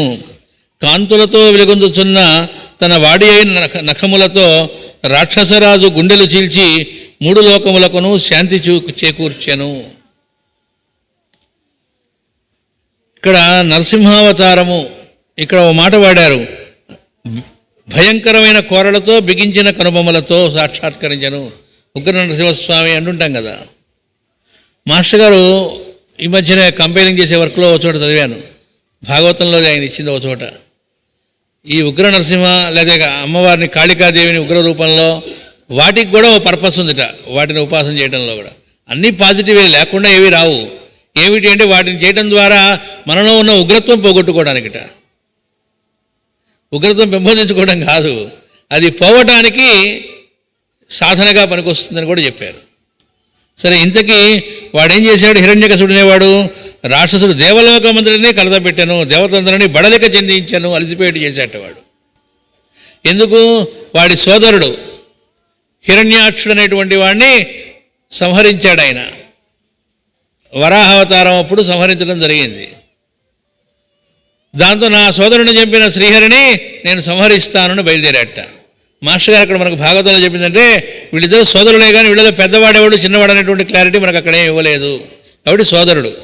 కాబట్టి ఆ హిరణ్యాక్షుడు అనేటువంటి వాడు నా సోదరుడిని సంహరించాడని కోపంతో హిరణ్యకశిపుడు ఏం చేశాడు, డిక్లేర్ చేసేట, ప్రెస్ కాన్ఫరెన్స్ పెట్టాట ముందు. అప్పటికే దేవతలందరినీ గడగడలాడించాడు ముల్లోకాల్ని. అందుకని వాడు గర్వంగా ప్రెస్ కాన్ఫరెన్స్ పెట్టి నా సోదరుడైన శ్రీహరిని నా సోదరుడైనటువంటి హిరణ్యాక్షుడిని సంహరించినటువంటి శ్రీహరిని నేను సంహరించడానికి బయలుదేరుతున్నాను హో అని ప్రెస్ మీట్ పెట్టి చెప్పాడు. అందరూ చప్పట్లు. బయలుదేరాడు. మొత్తం అన్ని లోకాలు తిరిగాడు వైకుంఠంతో సహా, ఎక్కడా కనబడలేదట. కనబడకపోతే వాడు వచ్చి వెంటనే మళ్ళీ ప్రెస్ కాన్ఫరెన్స్ పెట్టాడు. ఊరికినే రారు కదా వచ్చేవాళ్ళు జర్నలిస్టులు, వాళ్ళందరికీ మళ్ళీ అవన్నీ బాగా పెట్టించి వాళ్ళు అవి తింటూ ఉండగా స్నాక్స్ అవన్నీ. అప్పుడు అసలు నేను కొత్త విషయం కనిపెట్టా, బ్రేకింగ్ న్యూస్ మీకు చెబుతున్నాను, అసలు శ్రీహరి అనేవాడే లేడు అన్నట్ట. అందరూ బ్రహ్మాండం చప్పట్టు కూడా తిరిగిపోయారట. ఒక్క ఆయన మాత్రం మిగిలేట జర్నలిస్టులు, డేరింగ్ అండ్ డాషింగ్. మిగతా వాళ్ళు భయపడి వెళ్ళిపోయారు, వీడితో ఎందుకు గొడవని. వాళ్ళు మనసులో నవ్వుకుంటున్నారు కానీ వెళ్ళిపోయారు. ఒక్కడు ఆగాడు. ఆయన అడిగి ఏంటి నువ్వు ఆగావు అన్నట్ట. నీకు ముట్టాల్సిన ముట్టలేదా అన్నట్ట. ముట్టినైలే అన్నట్ట. మరి ఎందుకు ఆగావు అన్నట్ట. ఏదో చిన్న డౌట్ ఉంది, క్లారిఫికేషన్ కోసం. నన్ను క్వశ్చన్ వేసేద్దామా సరే అడుగు ఏంటో అన్నట్ట. మీరు అది వరకు ప్రెస్ కాన్ఫరెన్స్ పెట్టారు కదా, ఆ క్లిప్పింగ్ ఒకసారి చూడండి అని చూపెట్టాట. చూపెడితే నా సోదరుని చంపిన శ్రీహరిని సంహరించడానికి చెప్పానుగా అప్పుడు అన్నట్ట. ఓకే, ఇప్పటి కాన్ఫరెన్స్ ఇప్పుడే మీరు మాట్లాడేది రికార్డు చేసే చూడండి అన్నట్ట. అసలు శ్రీహరే లేడు. అవును లేడు, కనిపెట్టి నేనే కదా తిరిగి వచ్చింది, ఫస్ట్ హ్యాండ్ ఇన్ఫర్మేషన్ అన్నట్ట. ఓకేనండి, మరి మీ తమ్ముడిని ఎవరు సంహరించారు, మీ బ్రదర్ని ఎవరు సంహరించారు అని అడిగట. వీడు ఒక్కసారి అంటే ఆ బుర్ర మోకాళ్ళు కాదు అరికాళ్ళలోకి వెళ్ళిదో ఎక్కడికి వెళ్ళిదో ఒక్కసారిగా అవును మరి అని వెంటనే వాడు చూడండి, నువ్వు ఇలా అడిగావంటే నీకు వాడు అడ్రస్ తెలుసు. ఆయనే నారదుడే అడిగింది. అంటే జరిగిందని మాస్టర్ గారు డ్రమటైజ్ చేసి మనకి చెప్పడం అనమాట. ఎక్కడున్నాడు చెప్పువాడు అన్నట్ట. వాడు చాలా మొత్తం వెతికావా అన్నట్ట. వెంటనే నారదుడు కూడా ఆయన తక్కువవాడు కాదు కదా, మొత్తం వెతికాను ఎక్కడా లేడన్నట్ట. ఎక్కడ దాక్కున్నాడంటావు అన్నట్ట. నీ ఇంట్లో వెతికావా అన్నట్ట. నా ఇంట్లో వాడెందుకుంటాడన్నట్ట. చూసావా నీకు కూడా డౌట్ రాలేదు కాబట్టి వాడు అక్కడే దాక్కొని ఉంటాడన్నట్ట. మొత్తం వెతికిచ్చాట. ఇంట్లో వెతికిచ్చి లోపల అక్కడ బొద్దింకలు ఎలుకలు గింకలు ఏమున్నా వాటిని కూడా చంపించాట. ఎందుకంటే వరాహం రూపంలో వచ్చి మా బ్రదర్ని లేపిన వాడు బొద్దింక రూపంలో బలి రూపంలో రావడానికి కారణం ఏంటి, ఇల్లంతా క్లీన్ అయిందిట. క్లీన్ అండ్ గ్రీన్, హాయిగా తయారైంది ఇల్లు. వచ్చి మళ్ళీ దిగాలిగా అన్నట్టు. ఇల్లు బాగుపడింది కానీ వాడు దొరకలేదండి అన్నట్ట. సరే నీ బెడ్రూమ్ పర్సనల్ రూమ్ వెతికిచ్చావన్నట. అందులోకి ఇంకెవడు రాడు. అదే మరి సరే అది కూడా మొత్తం ఇది చేయించాట. ఏం లేదన్నట్టు. అది కాదురా నీ పర్సనల్ రూమ్ అంటే అర్థం అని మాస్టర్ గారు అక్కడ హాస్యంగా, బయట జేబు కాకుండా పూర్వం రోజుల్లో లోపల కూడా జేబు పెట్టుకునేవాళ్ళట, డబ్బులు అవి పెట్టుకోవడానికి. బయట జేబు కాదు లోపల జేబు అన్నట్ట. లోపల జేబు అంటే అర్థం గుండెకాయట. అంటే అక్కడ పెట్టుకున్నట్ట హృదయంలో లబ్ డబ్ అని కొట్టుకోవాలి కదా. వాడికి శ్రీహరి శ్రీహరి శ్రీహరి శ్రీహరి పొద్దుకూరు వాడు ప్రస్తుతం శ్రీహరినేగా. ఏమిటి ఇలా ఉందన్నట్ట. వాడు అక్కడ ఉన్నాడు ఇంక లేపే అన్నట్ట. ఏం లేకపోతే ఇటు గుండెకాయలు కోసుకోవాలి అంటే వాడు అంతటా ఉన్నాడు అని చెప్పడానికి సింబాలిక్గా చెబుతారు. వాడు చూడండి ఇట్లాంటి వాడు ఏం చేశాడు, హిరణ్యాక్షుడు అనేటువంటి హిరణ్యకశిపుడు విష్ణువుని చంపుతాననేటువంటి ఊరుకోలే. వాడు మాస్టర్ గారు చెప్తారు, వాడు మామూలు తపస్సు ఉగ్ర తపస్సు అంటారు మాస్టర్ గారు. తపస్సు అంటేనే సాత్వికమైంది, వాడు ఉగ్ర తపస్సు ఏమిటి వాడు చేసేట. సరే వచ్చాట 4 తలకాయలు ఆయన బ్రహ్మదేవుడు. వస్తూనే అరే ఇంతవరకు సృష్టిలో నీలాగా తపస్సు చేసిన వాళ్ళు లేడన్నట్ట. అంటే వాళ్ళుట భలే బోల్తా కొట్టించడంలో మంచి ఎక్స్పర్ట్లు ఉంటా వాళ్ళు. ఆ మాట అనేటప్పటికీ వాడు పంచి దులుపుకుంటూ లేచాట. అట్టనా అయితే నేను పెద్ద కోరిక కోరుతా ఇవ్వాలన్నట్ట. ఉదయం చెప్పినట్టుగా నాకు చావు లేకుండా అన్నట్ట. అది ఇవ్వడానికి నాకు కూడా లేదు, సంతకం పెట్టి అథారిటీ ఇంకా నాకు అది రాలేదు కుదరదన్నట్ట. చూడండి మనం వెళ్తే బ్యాంక్ మేనేజర్ చెబుతూ ఉంటాడు, ఏమంటే నాకు అథారిటీ ఇంతవరకేనండి, అది కావాలంటే ఇంకో మేనేజర్ ఉన్నాడు పైన ఆయన దగ్గరికి పోండి చెక్ మీద సైన్ చేయడానికి లేదంటాడు. అట్లా నాకు లాభం లేదురా అన్నట్ట. అది కుదరదు, ఇవ్వడానికి ఎవరికి లాభం లేదన్నట్ట. అలా అయితే మరి వాడు అందుకని ఆలోచించి ముందే రాసుకొచ్చాట, దస్తావేజ్ పేపర్ లాగా స్టాంప్ పేపర్ మీద రాసుకొచ్చాట. పగలు తాగకూడదు రాత్రి తాగకూడదు లిస్ట్ అంతా రాసుకొచ్చాట. ఇక్కడ సంతకం పెట్టానట. మా నాయనే నాకు 4 తలకాయలు ఉన్నాయి, తలకాయకు ఒక సంతకం పెట్టనా అని 4 సంతకాలు పెట్టాట స్టాంప్ వేసి. అంటే అర్థం ఏంటండి, ఎలా అండి అంటే చిన్న కామన్ సెన్స్ అన్నారు మాస్టర్ గారు అక్కడ. వాడు అలా చావకూడదు ఇలా చావకూడదు అన్నట్టు అంటే సంతకం పెట్టా అంటే వాడు ఒప్పుకునేట్టు చేశాడు. ఏమిటి? చావడం ఖాయం, ఇలా చావకూడదు అని మాత్రం చెప్పాడు కానీ చావు రాదని చెప్పలేదుగా. కాబట్టి ఇది కాదు ఇంకోటి ఉండకూడదనే ఉంటుంది భగవంతుడికి చేతగానే ఉంటుంది. కాబట్టి అప్పటిదాకా లేని ఇంకోళ్ళు వచ్చారు. అప్పుడు ఆయన వచ్చినప్పుడు ఎలా వచ్చాడనేటువంటి ఇక్కడ చెప్పారనమాట. అలా వచ్చి తన వాడి అయిన నఖములతో రాక్షసరాజు గుండెలను చీల్చి 3 లోకములకు శాంతి చేకూర్చాను. దీని యొక్క రహస్య ప్రకాశం.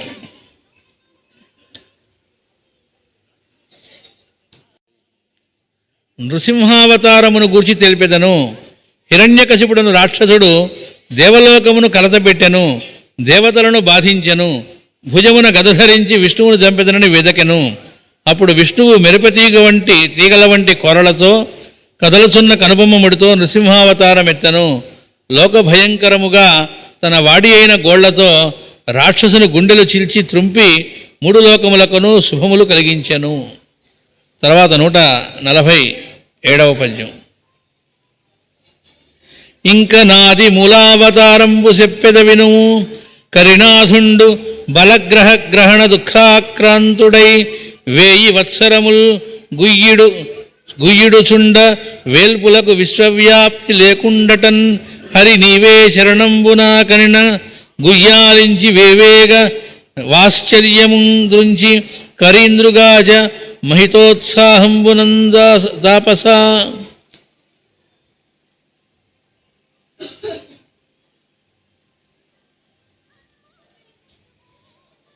ఇక సర్వమునకు మూలమైన అవతారమును గూర్చి చెప్పేదను. పూర్వము గజేంద్రుడొకడు మడుగులో మొసలిచే పట్టుబడి దుఃఖము చెంది 1000 సంవత్సరములు దేవతలను గూర్చి మొరబెట్టుకొనుచుండెను. దేవతలకు సర్వాంతర్యామిత్వము లేదు కనుక ఇతనిని రక్షింపలేకపోయేరి. అప్పుడు గజేంద్రుడు హరి నీవే నాకు శరణము అనెను. వాని మొర విని నారాయణుడు హరి అయి దిగివచ్చి మొసలిని త్రుంచి గజేంద్రుని రక్షించెను. ఏమండి, సర్వమునకు మూలమైన అవతారం అంటారేమిటి? ఇది మనకు ఆ రహస్య ప్రకాశంలో వస్తుంది. ఇప్పుడు ఇక ఆది మూలావతారమును గురించి చెప్పెదను. దీనినే శ్రీహరి అవతారము అందురు. పూర్వము గజేంద్రుడు బలిష్టమైన మొసలికి పట్టుబడి దుఃఖితుడై 1000 సంవత్సరములు పోరాడి కూడా గెలవలేక మొరబెట్టుకొనను. దేవతలకు సర్వాంతర్యామిత్వము లేకుండాచే వారు తనని రక్షింపలేకపోయేది. అప్పుడు గజేంద్రుడు శ్రీహరి నీవే నాకు శరణ్యముని కేకబెట్టగా నారాయణుడు హరిరూపము దాల్చి వచ్చి మొసలుని ఖండించి గజేంద్రుని రక్షించెను. అంటే ఇది మనలో ఎలా జరుగుతూ ఉంటుందో ఎప్పుడూ జరిగేటువంటి కథ ఏమిటనేటువంటిది జస్ట్ దాని తాత్పర్యం చదువుకొని ఇప్పుడు వదిలేస్తాం. వివరణ మనం సాయంత్రం చూస్తాం. జీవుడు తల్లి గర్భమునందు ఉన్నప్పుడు ప్రజ్ఞ యొక్క చిత్రమైన పరిమితత్వమున చిక్కుబడును. భూమిపై పడకముందు శ్వాసరూపమైన వ్యక్త ప్రజ్ఞ ఉండదు కనుక జీవుడు స్వప్నము వంటి స్థితిలో చిక్కుపడును. ఆ ప్రజ్ఞకు పూర్తి వికాసం ఉండదు. అది మొసలి పట్టు వంటిది. చివరకు ప్రసవ సమయమునకు ఉక్కిరి బిక్కిరిగా ఉండి శ్వాసావయములు పనిచేసినవి కనుక శ్వాసరూపుడైన భగవంతునికై వేడుకొనుట యుండును. మావి చీల్చుకొని జీవుడు భూమిపై పడి మొదటి శ్వాస పీల్చుటయే గజేంద్రుని మోక్షము. ఉచ్ఛ్వాస నిశ్వాసములే గరుత్మంతుడు. గరుడునిపై నెక్కి భగవంతుడు హరి అయి దిగివచ్చును. హరి అనగా అకార రేఫములతో కూడిన నిశ్వాస ప్రయత్నమైన మూర్తి. సోహం అను 2 అక్షరములు శ్వాస పీల్చుటకును వదలుటకును జీవునకు శక్తినిచ్చును ఉచ్చారణ ప్రయత్నము. మొదటి శ్వాస పీల్చిన జీవి అకారముతో శ్వాస విడుచుచు స్వరపేటిక మొదటి స్పందనమున రేఫముతో ఏడ్చును. ఇదియే హరి. ఇంతవరకు చెప్పబడిన అవతారములన్నీ పూర్వకల్పములలోనివి, అనగా తల్లి గర్భము నుండి వెలువడుటకు ముందు జరిగినవి. ఇప్పటిదాకా చెప్పిన అవతారాలన్నీ తల్లి గర్భంలో ఉండగా జరిగేటువంటివిట. ఇది తల్లి గర్భంలోంచి బయటపడటం అనేటువంటిది. అప్పటిదాకా మొసలి పట్టు లాంటిదిట. శ్వాసావయవాలు పనిచేయ ఉక్కిరి బిక్కిరిగా ఉంటుందిట. నరకం అని అంటాం, గర్భావాస నరకం అని. ఒక్కసారిగా దానిలోంచి బయటపడి ఊపిరి పీల్చుకోవడం, కెవ్వని కేక వేస్తాడు. ఆ హ రకారం అగ్నిబీజం ఇక్కడ ఉండేటువంటి ట్రిల్ నిన్న చెప్పారు కదా ఎర్రని, దాంతో కలిసి సోహంలో హకారం బయటికి, ఆ హ ఈ రా కలిసి హరి దిగి వచ్చాడు. అందుకని మొట్టమొదటి అవతారం అంటే మనకి ఈ సృష్టి ఎప్పటి నుంచి తెలుస్తోంది? మనం పుట్టిన తర్వాతే. కాబట్టి అందుకే మాస్టర్ గారు చెబుతారు, ఈ సృష్టి ఎప్పుడు మొదలైంది, ఈ ప్రశ్న నీకు ఎప్పుడు మొదలైందో అప్పటి నుంచి అన్నారు. ఎవడు వేశాడో వాడు సెంటర్టా, అక్కడి నుంచి సర్కంఫరెన్స్ ఏర్పడింది అన్నారు.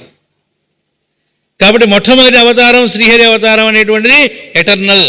దీని పూర్తి వివరాలు అనేటువంటిది మనం మధ్యాహ్నం చూడటం జరుగుతుంది, సాయంత్రం చూడటం జరుగుతుంది.